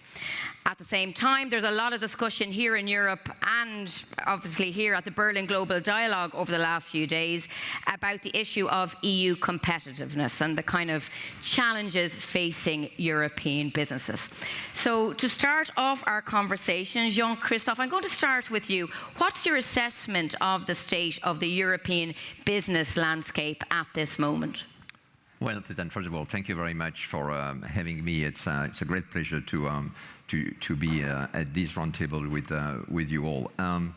So I think that Europe has a choice to make, and the choice has not been made yet. And when I think about the pharmaceutical industry and the innovation industry in the pharma environment in particular, we are in a position of strength. You can look at a lot of numbers and then you realize how much our industry is creating a lot of wealth for Europe. It's 145 billion of positive trade, the numbers of jobs, direct or indirect, 2 million plus. And so you can look at the industry in Europe and say, well, things are doing well. Actually, when you look at the trends and when you look at the evolution for the last 20 years, you see a different story. Europe have lost in the last 5 years 50% of our ability to run and implement clinical trials. 25 years ago, 1 new drug out of 2 were coming from Europe. It's only 1 out of 5 today. And you can continue with this type of numbers. So you can feel that in terms of competitiveness, we are really losing at a relatively high speed. On the other end, the contribution that is requested from this industry to public expenditure have never been as high as today. If I take just one example, in the last 5 years, we have doubled our contributions to public health in Europe. So on one side, you can see a loss of ground from an innovation standpoint. On the other side, you see a higher contribution in an environment which is highly volatile and changing. So I do feel that Europe has a choice to make in order to continue to double down on innovation in pharma in Europe to be competitive in the future. I mean, that trend you identify, that divergence that's been happening over the last 20 years or so is something that obviously is a concern to policymakers here. René, I mean, you've spoken a lot about the need for a massive build-up in defence capabilities in Europe, a massive investment. Could you talk to us a bit about what you feel is needed in that field? We have a number of capability gaps at this point in time, and our dependence on US military supply in high capabilities is particularly concerning. So Europe has and will continue to embark on an agenda to be more self-sufficient, and that the range is broad, from space capabilities, where Airbus, for instance, plays a big role, to so-called deep strike capabilities to be able to hit potential enemies deeper in their logistics. But it goes further to electronic warfare and ultimately even to nuclear deterrence. I think we would be, and I know this is high potential for an SH storm when I say this, but I say it nonetheless. I think we need to consider quickly now, together with our French partners and our British partners, how we can increase our capabilities also on the nuclear deterrence side and close a capability gap in the realm of tactical nuclear capabilities. I mean, where do you see the balance coming from? Is it more public investment? What's the role of the private sector? What's the balance there? That's a very good question. I think just money alone won't crack it. Yes, it's important to be able to fund, long-term developments where there is no market immediately, which are too big for just the private sector to engage. But the state shouldn't always consider, making subsidies. I think the state should be, placing orders and giving planability for the actors involved and for, young companies in particular, because they need cash quicker than established firms, but also for established companies. And then the big, I think, need for change is that large corporates and primes collaborate systematically with defense tech companies, with young companies, in order to bring up the innovation potential and integrate the tech innovation into traditional systems and new systems going forward. Because yes, we need mass, but we do need to network our assets, our defense assets, and we need to make them more intelligent. Okay, we might come back to some of those points. Harshal, you have just spent more than 20 years in Silicon Valley and have decided to come to Europe. Yes. So what's your perspective from your own background? Obviously, your company very focused on India, but also got a global presence. How do you assess the state of Europe now vis-a-vis the rest of the world? Well, no, firstly, thanks for having me here. After 25 long years in the Silicon Valley, I have crossed the pond. And I've moved here. And I've moved here for a reason, because I'm a big believer in the opportunity that Europe offers. In fact, the Mahindra Group is a big believer in the opportunity that Europe offers. Today, this is one of the fastest growing markets for us. And this is the next engine of growth, not just for Tech Mahindra, for Mahindra Group as a whole. And over the decades, Mahindra Group has had very deep partnerships in the region, whether it is on our auto and the farm sectors, which sources from very strategic partners in the region for its advanced manufacturing components, or whether it is Tech Mahindra, which has been in the region for more than 40 years. In fact, we started off as a joint venture with British Telecom, which not many people know of. We were, in fact, known as Mahindra British Telecom before we became Tech Mahindra. And since then, we have evolved. We are present in 26 different countries across Europe. And in fact, some lesser-known facts about us in Europe is we also own Pininfarina, the Italian industrial design firm, which is one of the finest out there, which is the name behind design of Ferraris. And we also have Mahindra Holidays, which operates out of Nordics and in Spain. We have more than 1,000 employees operating more than 20 resorts in the country. So all in all, I see Mahindra Group not just deep here, but also continuing to invest into the future of Europe. And we look at this as a big bet for us. And is it the consumer market? Is it the sheer scale of the market here? Or what is it that's attracting you to Europe? Yeah, no, so I think with the increasingly fragmented world around us, I think we believe that Europe has today a very strategic position to take on from where US seems to be leaving off. But the US started looking inwards. China is trying to fill the space, but it's unlikely to get broad-based legitimacy in the world which is more democratic leaning, in a world which is more value-based. So China may find hard to build the legitimacy as a global leader. So that leaves Europe to find a wonderful position in this volatile world as a leader of the global world, because it brings a huge market, particularly when we look at all the group companies of Mahindra and align them with what Europe has to offer. There is a very strong synergy that we believe exists here. And I believe it has the stability. And regulation sometimes, while a lot has been said about how Europe is always regulating, but it can also be a differentiator. It brings in that stability that the world needs today. So that's why we're very bullish about this space. I mean, Jean-Christophe, talking about there this idea of, well, this reality that America, as you mentioned, is retreating inwards, really. The pharmaceutical industry in particular was caught in the crosshairs of Donald Trump's tariffs. Can you talk a bit about how that has impacted you? Are you confident that that's the rate that was agreed is to stay? And should have the European Union kind of fought back a little bit stronger on those tariffs? Well, there may be two elements that I want to put on the table here. The first one is medicine have never been included in tariffs in the past, and I think there is a good reason for that. The complexity of the supply chain, the globality of the supply chain, and the potential impact on tariffs are not only on innovation, but on providing access to medicine for the patients who need that. That there is, I think, a very specific situations towards tariffs that require to look at medicine in a very different eye. And actually, this is what currently the situation is, despite these tariffs. And then when I think about the complexity of the supply chain, you need to understand that some of the APIs, so the active ingredients, come from a certain region, so China, India, then the rest of the supply chain, which we name drug substance, is coming from a lot of different countries, and then move to the last part, drug products, that is maybe coming on a different country. So when you put tariffs, you need to understand, so what are the the fragility of our supply chain to be exposed to tariff coming from Korea, China, Europe, Switzerland, and then US. So that's one of the elements. Now, the second element is the fact that tariff is just one piece of what we are currently facing from the change of the environment. There is another piece which is tax, and there is another layer which is what is so-called MFN, which is price difference versus US and Europe.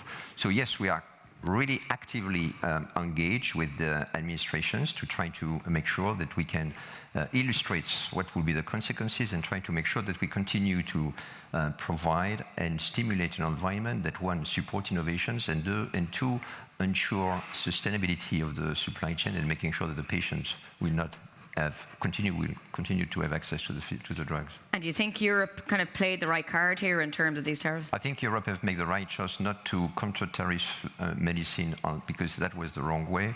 And so I think that we need to continue to evaluate how we do that. There is maybe a second element that I wanted to highlight, which is the onshoring piece. We were an industry heavily globalized. We were on one centers of API for the rest of the world, right?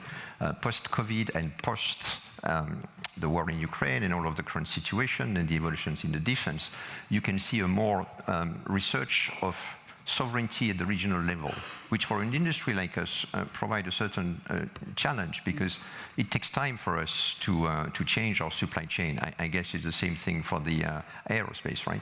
So we need to adjust to this new environment where we are moving from a global perspective to a more multi-regional perspective. René, it's very timely really talking to you here today because Airbus this week announced the details of this tie-up with two others, Leonardo and Thales, on the space. Talk to us a little bit about that. And like, really, are you going to be able to take on the might of some of these American competitors in space, like Elon Musk, etc.?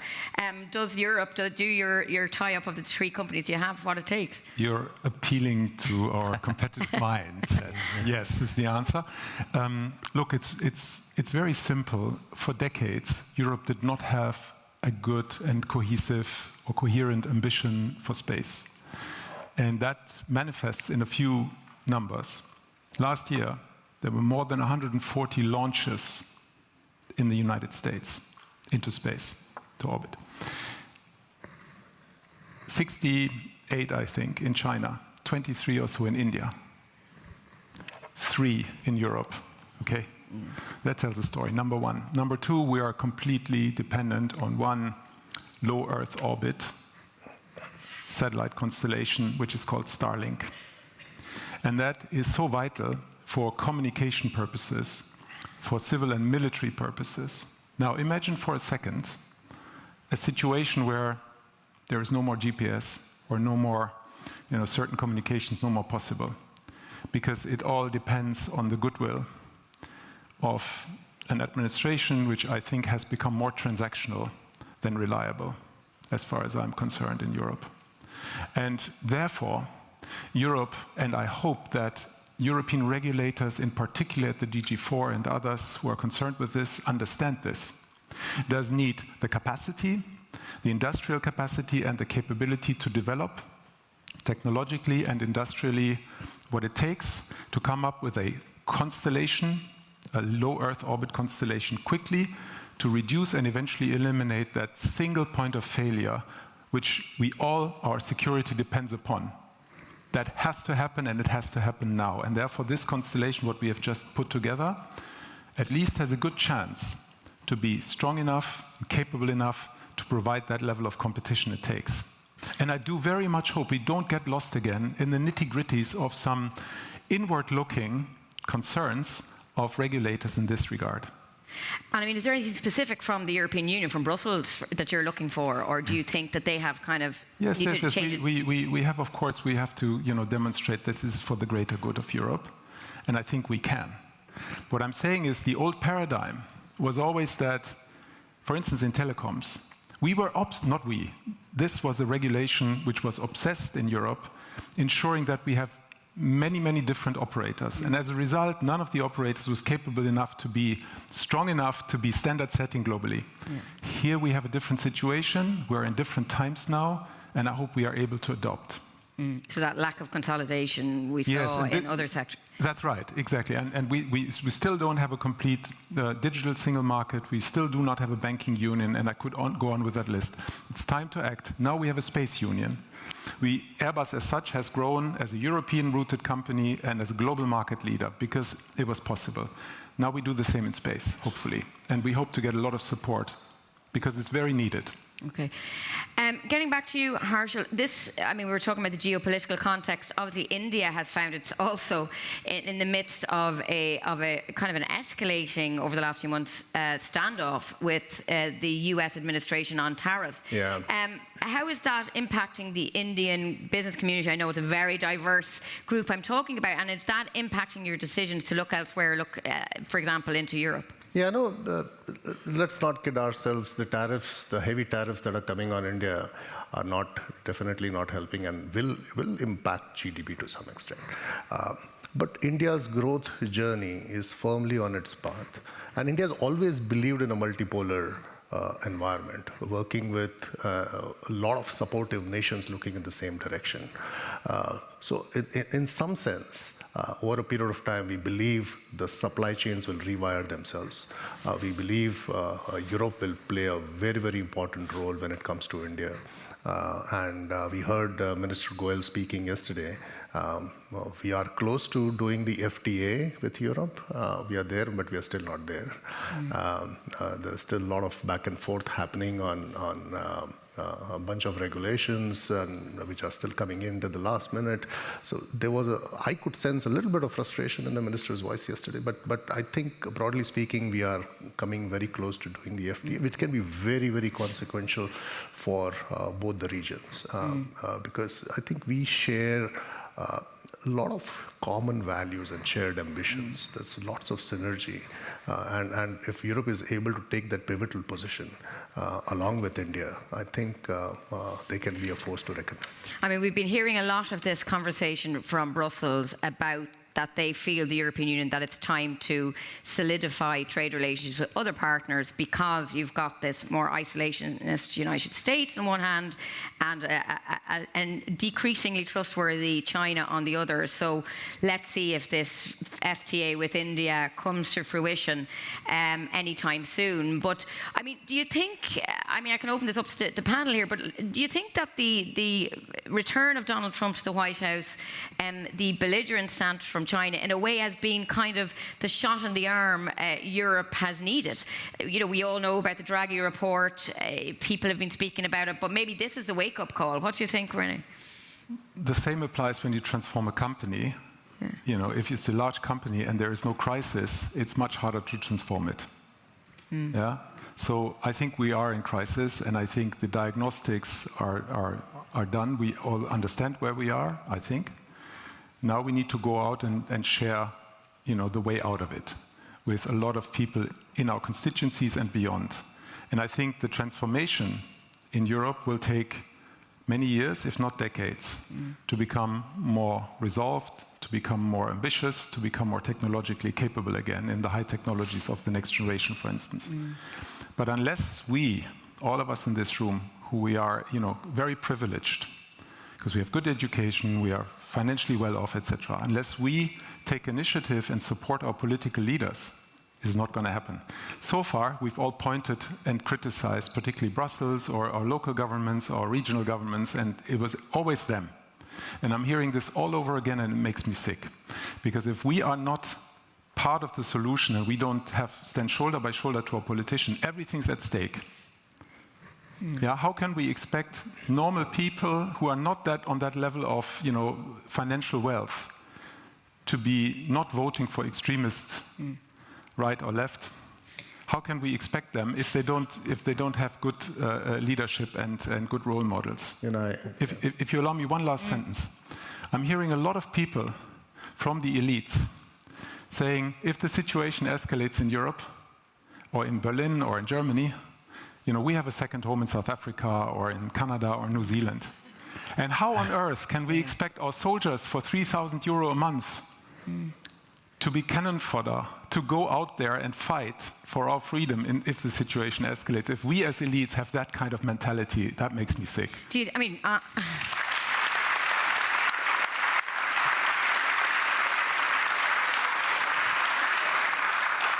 I mean, that's quite a stark image you paint here in Berlin of that reality. Do you really feel that there's a serious existential threat in terms of defense, in terms of security now in Europe? Absolutely, I do. And I think our intelligence services, I'm not even making my own judgment here, I'm just referring to very good sources. They pretty much all say the same. This is not, the agenda of the Kremlin is not stopping in Ukraine. And we are in need to increase our ability to deter, because only if we are able to deter, we can avoid a hot war. Do you think there's been I mean, we know that there's been a huge shift in mindset here in Germany and across Europe about defence spending. We have a big mindset problem still, I'm sorry. Really? We have a big mindset problem. I mean, but as you say, politicians they're listening to their voters who are struggling with other, spending challenges, other, putting food on the table, social. Is it not difficult, though, for governments to prioritise defence when there's so much else they have to? It's chicken and egg. All of us in this room, if we share the same, let's say, conviction that we need to up our game and become more capable to defend ourselves, if we don't support the public mindset building, if we don't support our politicians in the argument that if we do more for our own security, it comes at a cost. Yes, we can't do everything, right? But we need to help them to deliver the messages out there. We need to talk to schools and universities. We need to talk to our companies and our people in there. If we don't support them, they can't do it alone. So we shouldn't point the finger at our politicians. We should find a new way of collaboration. Because these kind of trade-offs are the decisions that our politicians make every day. Yes, John. No, I fully agree with that. I would summarize that as three components. One, we need to move from fragmentations to integration.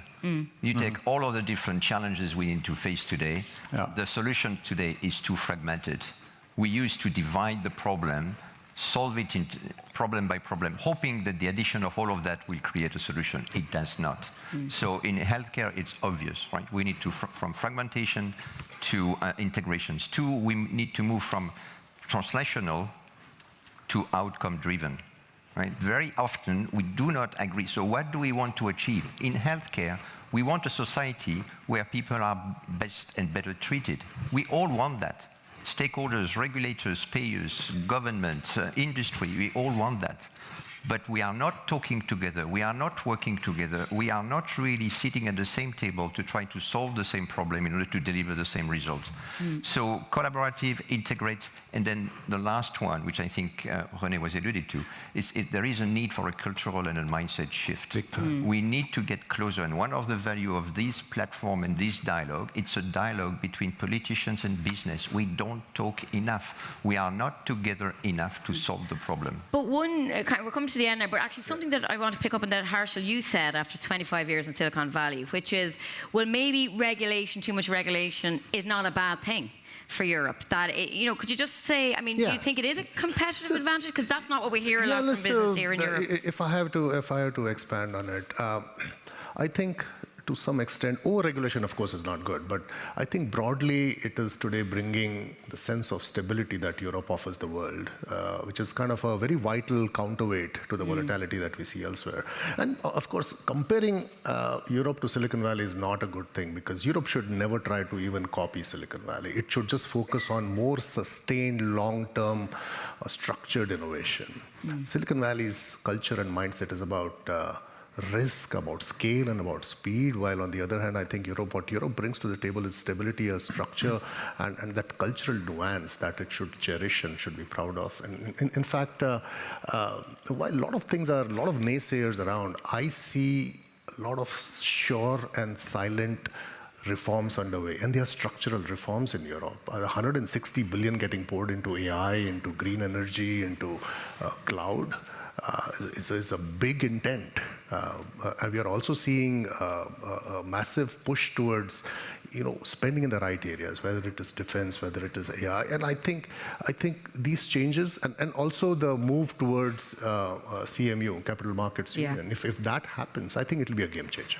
Yeah, these levers are big. But one question, because I think there's a lot to learn from India. I've just spent a few days there, and I think we Europeans should look at India more openly and learn from them. How do you adopt AI regulation there? Is it similar to the European regulatory framework? Because I do think personally it needs to be simplified in Europe. You think it's too onerous, the yeah, it's AI? more than 100 pages, and it's more than 100 pages in the appendix. Not the developers alone are affected, but the customers who deploy AI systems. They are sometimes uncertain as to what extent they are compliant with and not. Yeah, it's not an easy answer. I mean, regulations are important, particularly when it comes to AI and building our own sovereignty, which is so critical for every country to have. Everyone in the world today is largely over-indexed on US technology. And I don't think it's an easy answer. We are trying to build our own. And some people would say that the public is behind the European Union when it comes to digital regulation and AI. That's the one bit of regulation that the European public feel there should be more, and yet, obviously, Brussels is coming up against very much pushback on Washington. But a final word now to René. I mean, are you positive about what's to come with Europe? Do you think there's going to be, or there has already seen a shift in mindset in terms of talking and reflecting the concerns of business? Never waste a good crisis. I think we have ample opportunity, and I think, you know, if we manage to get a new shoulder by shoulder, a new form of collaboration between business leaders and political leaders, I think we have a much bigger chance to win, as if we keep finger pointing at each other. That's plain wrong, and we need to change. Okay, well, thank you very much. That's a nice note to finish on. Thank you very much to the panel for that conversation. Please stay in your seats. I'm going to hand over now to the chair of the Berlin Global Dialogue, and we'll be hearing from the European Commission President Ursula von der Leyen imminently. Thank you very much.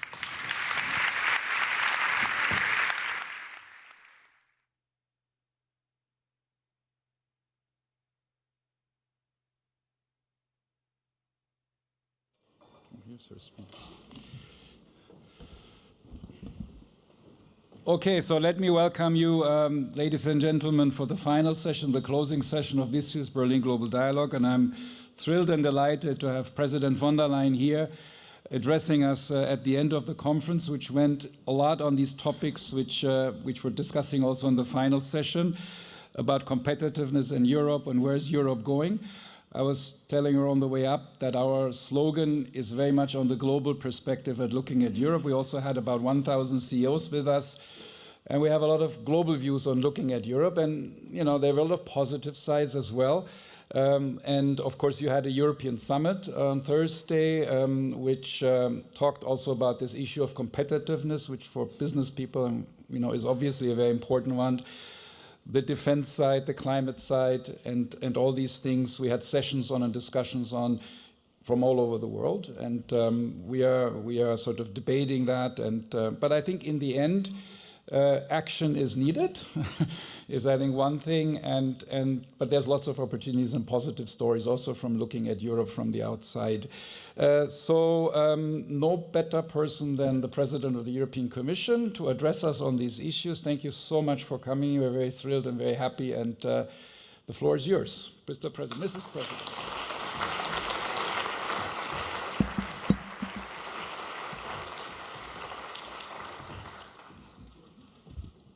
Thank you very much, lieber Herr Röller. Thank you very much for the invitation. Distinguished guests, allow me to start by thanking Lars-Henrik Röller for his invitation.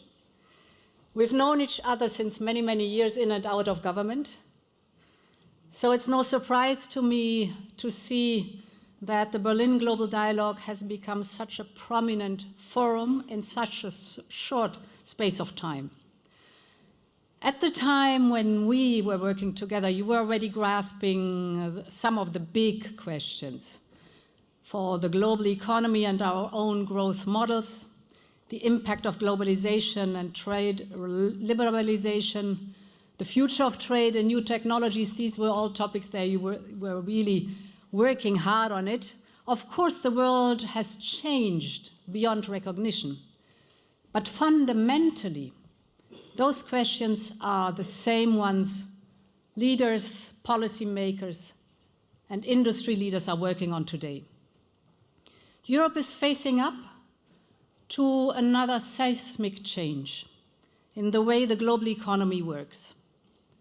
We may be approaching a shift in the international order, one increasingly defined by power, whether economic, technological, or military, A world of imperial ambitions and hostile actors.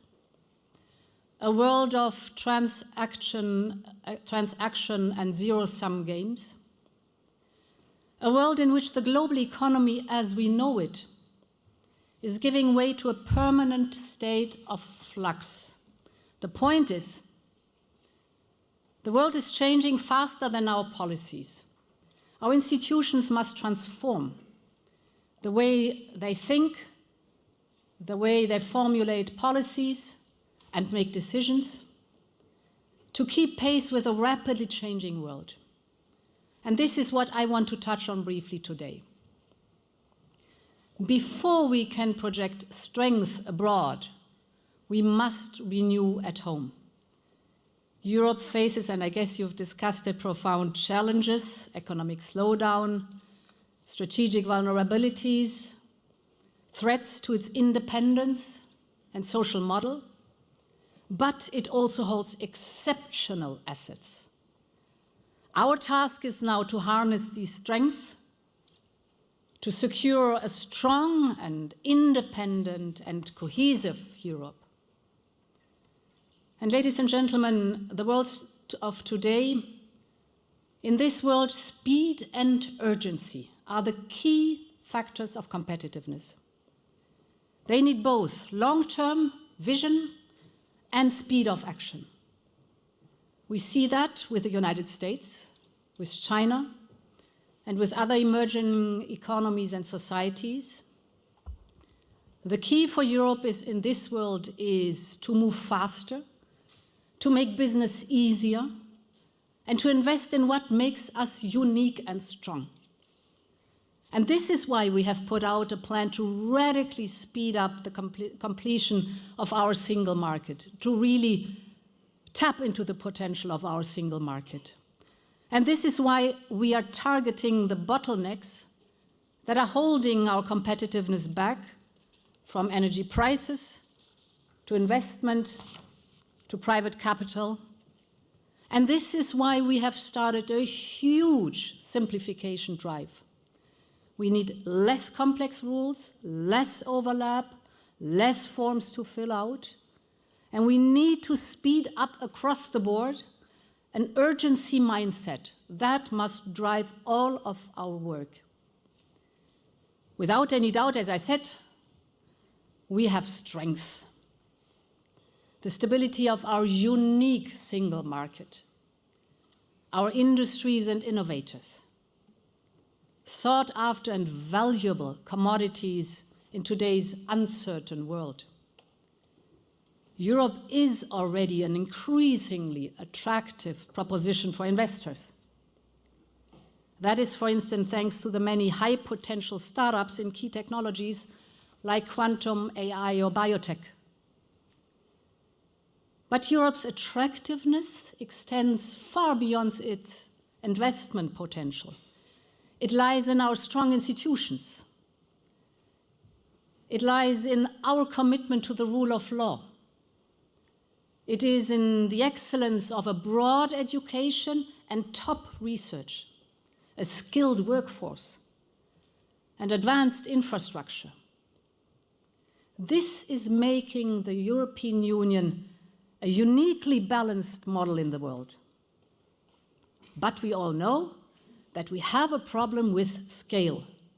As our startups grow, too often, the limited availability of risk capital forces them to turn to foreign investors. This is wealth and sovereignty going elsewhere. But we want this investment to choose Europe. We want to invest in the best of Europe. So you are an innovative startup. So we have to make it easier for you to scale up throughout Europe's 27 member states, but not with 27 different rules and regulations. So this is why we are preparing the so-called 28th regime for innovative startups. One simple rule for the whole of the European Union. And because we want to invest in the best of Europe, we're speeding up our work on the private capital. We call it the Savings and Investment Union. And this is why we are working on new financing models, for instance, with private investors through a new Scale Up Europe fund. We need to keep up the speed of what we have started. In a world where others move fast, Europe needs to keep up the pace. And that is my first and most important message to leave with you today. Ladies and gentlemen, this sense of realism and urgency is also driven by an underlying and fundamental reshaping of the world economy. We are in the middle of a seismic shift in how countries work with each other and against each other.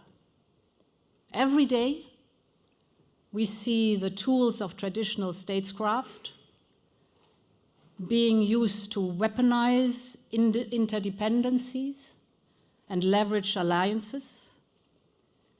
We see that these tools of traditional statecraft are being used to create chokeholds on countries and industries, to exert control and impose coercion on others. This goes to the heart of the title you have chosen for us this year in Berlin's Global Dialogue. The title, I quote, "Shifting Power and Shaping Responsibility." The starting point here is that for centuries, while economic power has always mattered, power has always been measured on military might and territorial influence. Those who controlled borders and armies also controlled the balance power in relations between countries and continents. And it would be wrong to say that this notion is outdated, because we know that hard power is more important than ever in today's world. We've seen how countries like Russia or its autocratic allies use conflict as a tool to build empires and supremacy over others. Europe has learned how imperial ambitions, wars, undermining sovereignty of others lead, in the end, to disasters.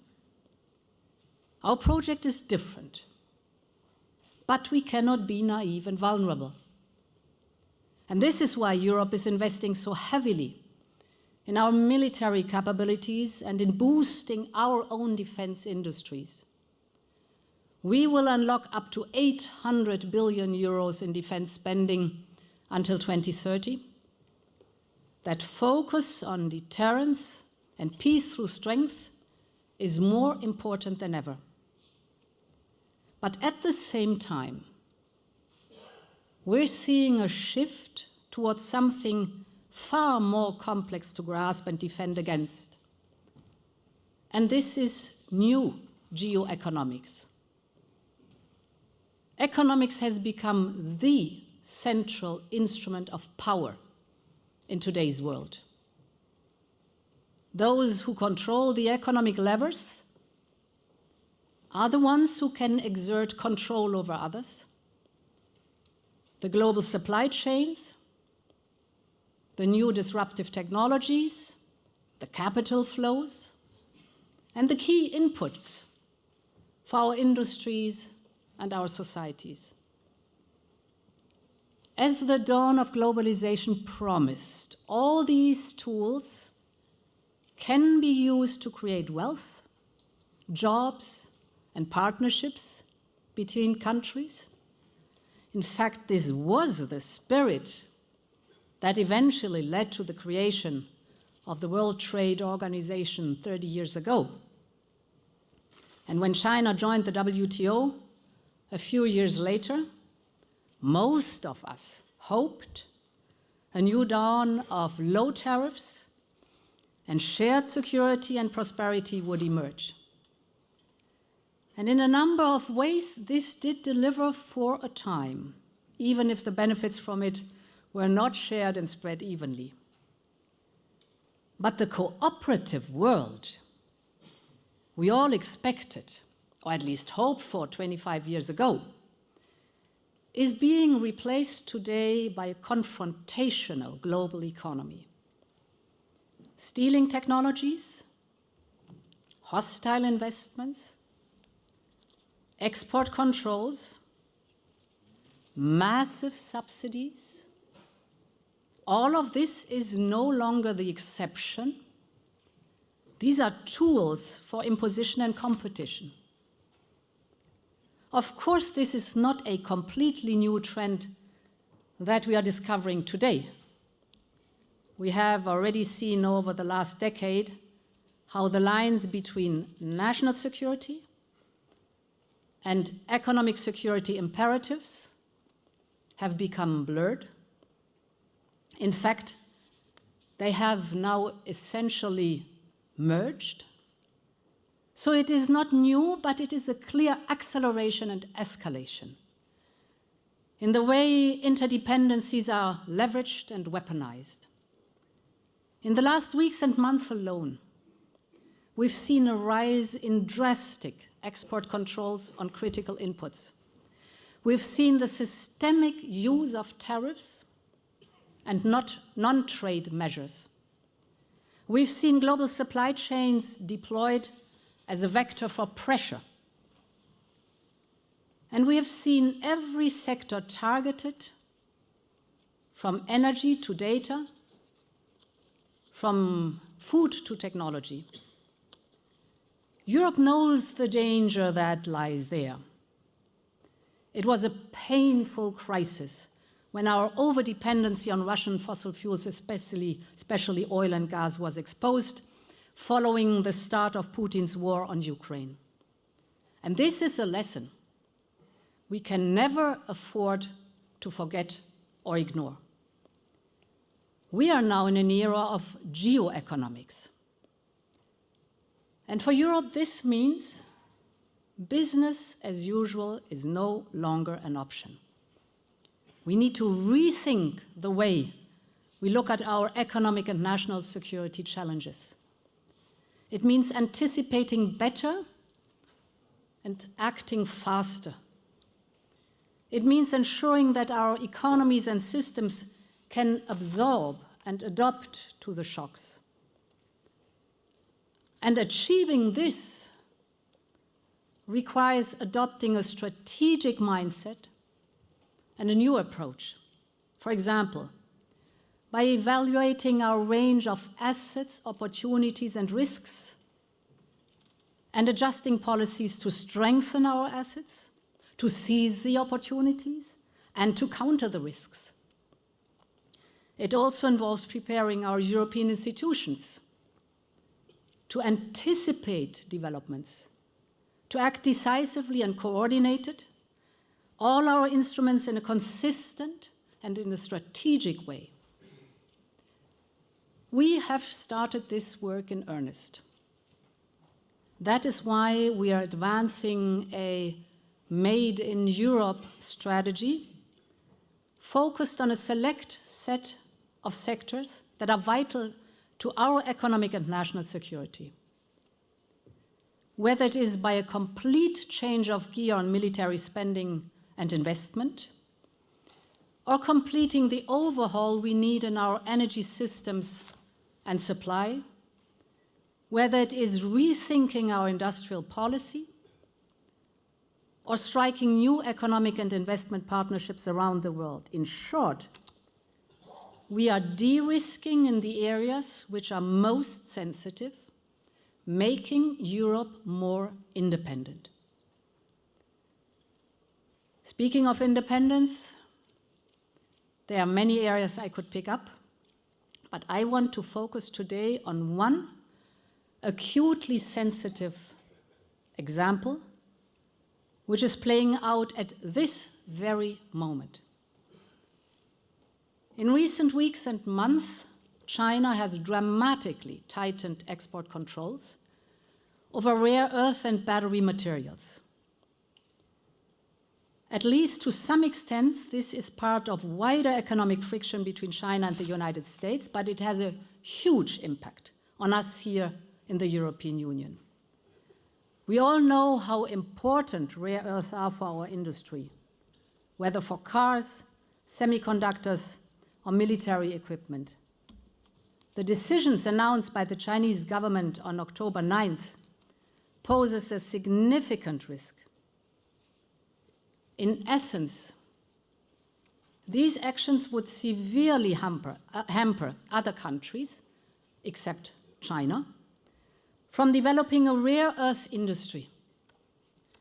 And this threatens the stability of global supply chains and will have a direct impact on European companies. If you consider that over 90%, 90, of our consumption of rare earth magnets come from imports from China, you see the risks here for Europe and its most strategic industrial sectors, from automotives to industrial motors, dependence to aerospace, defense and aerospace, or AI chips and data centers. In the short term, we are focusing on finding solutions with our Chinese counterparts. But we are ready to use all of the instruments in our toolbox to respond if needed. And we will work with our G7 partners in a coordinated response. But we also need to look at this in as a structural challenge. Our response must match the scale of the risks we face in this area. And this is why I can announce today that we are working on a new Resource EU plan along the lines of the Repower initiative. Repower EU helped us to overcome the energy crisis together after Putin cut us off the Russian fossil fuels. The aim is to secure access to alternative sources of critical raw materials in the short, medium, and long term for our European industries. And it starts with a circular economy, not for environmental reasons, but to exploit the critical raw materials already contained in products sold in Europe. Some companies can recycle up to 95% of critical raw materials and batteries. This means extracting precious raw materials, reducing waste, and of course promoting sustainable resource management. In addition, we will focus on everything from joint purchasing to stockpiling. We will boost investment in strategic projects for the production and processing of critical raw materials here in the European Union. We'll speed up work on critical raw materials partnerships with countries like Ukraine and Australia, Canada, Kazakhstan, Uzbekistan, Chile, and Greenland. And we will invest in projects that Europe can benefit from around the world through Global Gateway. Global Gateway is in our interest, but also in the joint interest of our partners and our common global goods. I know this marks a departure from Europe's traditional caution, but the world we face today rewards speed, not hesitation, because today's world is unforgiving. And the global economy is completely different than it was even a few years ago. Europe cannot do things the same way anymore. We learned this lesson painfully with energy. We will not repeat it with critical materials. So it's time to speed up and take the action that is needed. Whether on energy or raw materials, defense or digital, Europe has to strive for its independence, and this is our moment to do it. Ladies and gentlemen, the picture I've painted today is bleak, and it is the speed of fragmentation of the global economy that should set alarm bells ringing. But Europe has a plan, and it is seen as a reliable and attractive economic opportunity for partners the world over. And in an era of geoeconomic instability, the European Union's offer to the world stands out. In the last year, we've reached new trade deals with Mercosur, Mexico, Indonesia, and Switzerland. We're in talks with India and want to conclude before the end of this year.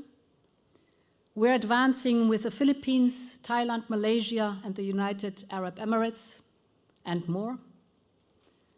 These new partnerships will open up rising markets, boost economic security, and avoid choke points in our supply chains.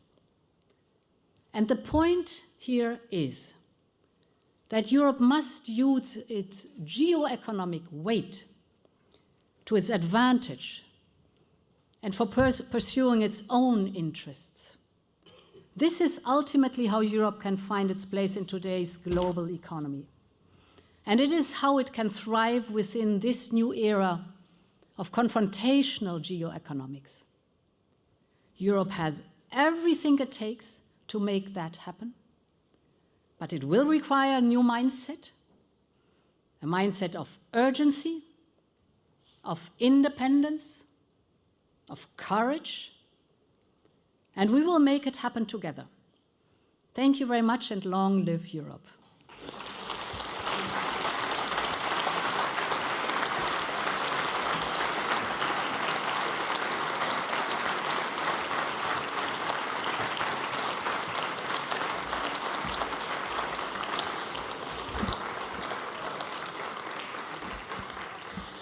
Thank you very much, President von der Leyen. I think this was an important speech. And I just do one or two remarks, if you allow me to. I think the first point about Europe having strength and has things to offer, I think that's resonated also what people were saying here. There's a lot of positive things in Europe. And then I think the two issues you hit on, one was the speed and the reforms and let's say the intra-European discussion about competitiveness and the omnibus. This is, of course, again, everybody agrees with that. And I think one is quite hopeful that this time we'll be able to accomplish it because, again, looking at the time when I was there, many of these problems haven't just happened overnight, but they've been there for a while. But I think now, given that we have, pretty dramatic situation around Europe, one is in the war in Ukraine, we have transatlantic challenges, global challenges, I believe my personal view is that now there is a momentum that we can do something and we get also consensus in Europe. We need political leadership, you need business, but you also need society as a large to understand that we need those things for Europe to play any role. So I think this is very, very important, and it's very comforting to hear you to provide that leadership in Europe, and I think we will support you to the extent that we can. I think the final point I wanted to make on the external dimension, we had the Indian economics minister, Piyush Goyal, who was also in touch with your people here and other countries. I think it's very important to this diversification strategy with the rest of the world. I know you've been saying that. The other coin of it is, of course, this independence, that Europe needs to watch out not to be too dependent on others. And notice you said some very important things on that today. This group is also making the point that we are very interdependent on the business side, also technologies, and that that is not easy to find the right balance. I think we've not done enough of that in the past, but we should, if I may say that, President, that we should not. We have to get the right balance in terms of that security economic trade-off. And this is a little bit what the BGD is all about, and I think we'll take that message and work on that also for next year. The architecture of the geopolitics and how does it look like? Where are our friends? Who should we work with? I think that's very important also economically for Europe, especially for Germany, since we're an export nation, that we get this external dimension done right. But I think your message was very strong, and I think there's independence, there's also mutual dependence, which is also a notion which is there in many industries and sectors, but I think that goes hand in hand with your first notion. But both of those lines of work are very important, and I think Europe has an opportunity now to actually get these things done, and under your leadership for many years now and continuing, I think we'll be able to do this, and we'll do a little bit as much as we can from our side on that. more on the second part than on the third one, the national connection. So thank you again for that. I didn't want to co-lecture here, but I wanted to give you my view since I was part of it before, and it's fascinating to see what's happening now. And I think it's opportunity which is there also from a business community. And I think I hope I speak for most of us that second notion that we need to work together rather than fight. I think is also very important at an international level. So let me thank you again on that, if that's okay, President. She's nodding. And now I'll just close the conference because she has to catch a plane. I'm very happy she's here on her busy schedule, and allow me just to thank everybody, to thank the participants. I know some of you have come a long way. I almost lost my voice. We've been here now for almost 3 days. Attendance, the speakers, there's an advisory committee also, which I want to thank. ESMT, Jörg Rocholl, as the president, I want to thank him. And I want to thank the students also. We have a group of young voices, we call it, which come from all over the world and debating about similar issues. And we are very happy and very proud to have that. And I want to thank my team, the two managing directors, Caroline and Caroline, and Jenny.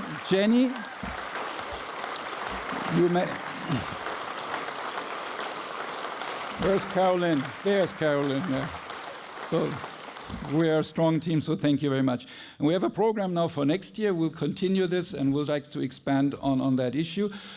I close the conference. I wish you all safe travels back. Be healthy, be safe, enjoy the next year, continue dialoguing, talking to each other then, and don't fight, I think is the conclusion. And I close it officially also in the name of Jörg, and now for those who still have time, there's a barbecue outside. Thank you very much, and see you next year. Bye-bye. Oh yeah, could you please be seated? Just be seated, sorry, yeah. I like the applause, but could you please be seated and let the president walk out, and then I'll walk out with you. She's talking. You're supposed to leave now. Ich gehe mit ihr raus. Ich gebe ihm mal meine Karte.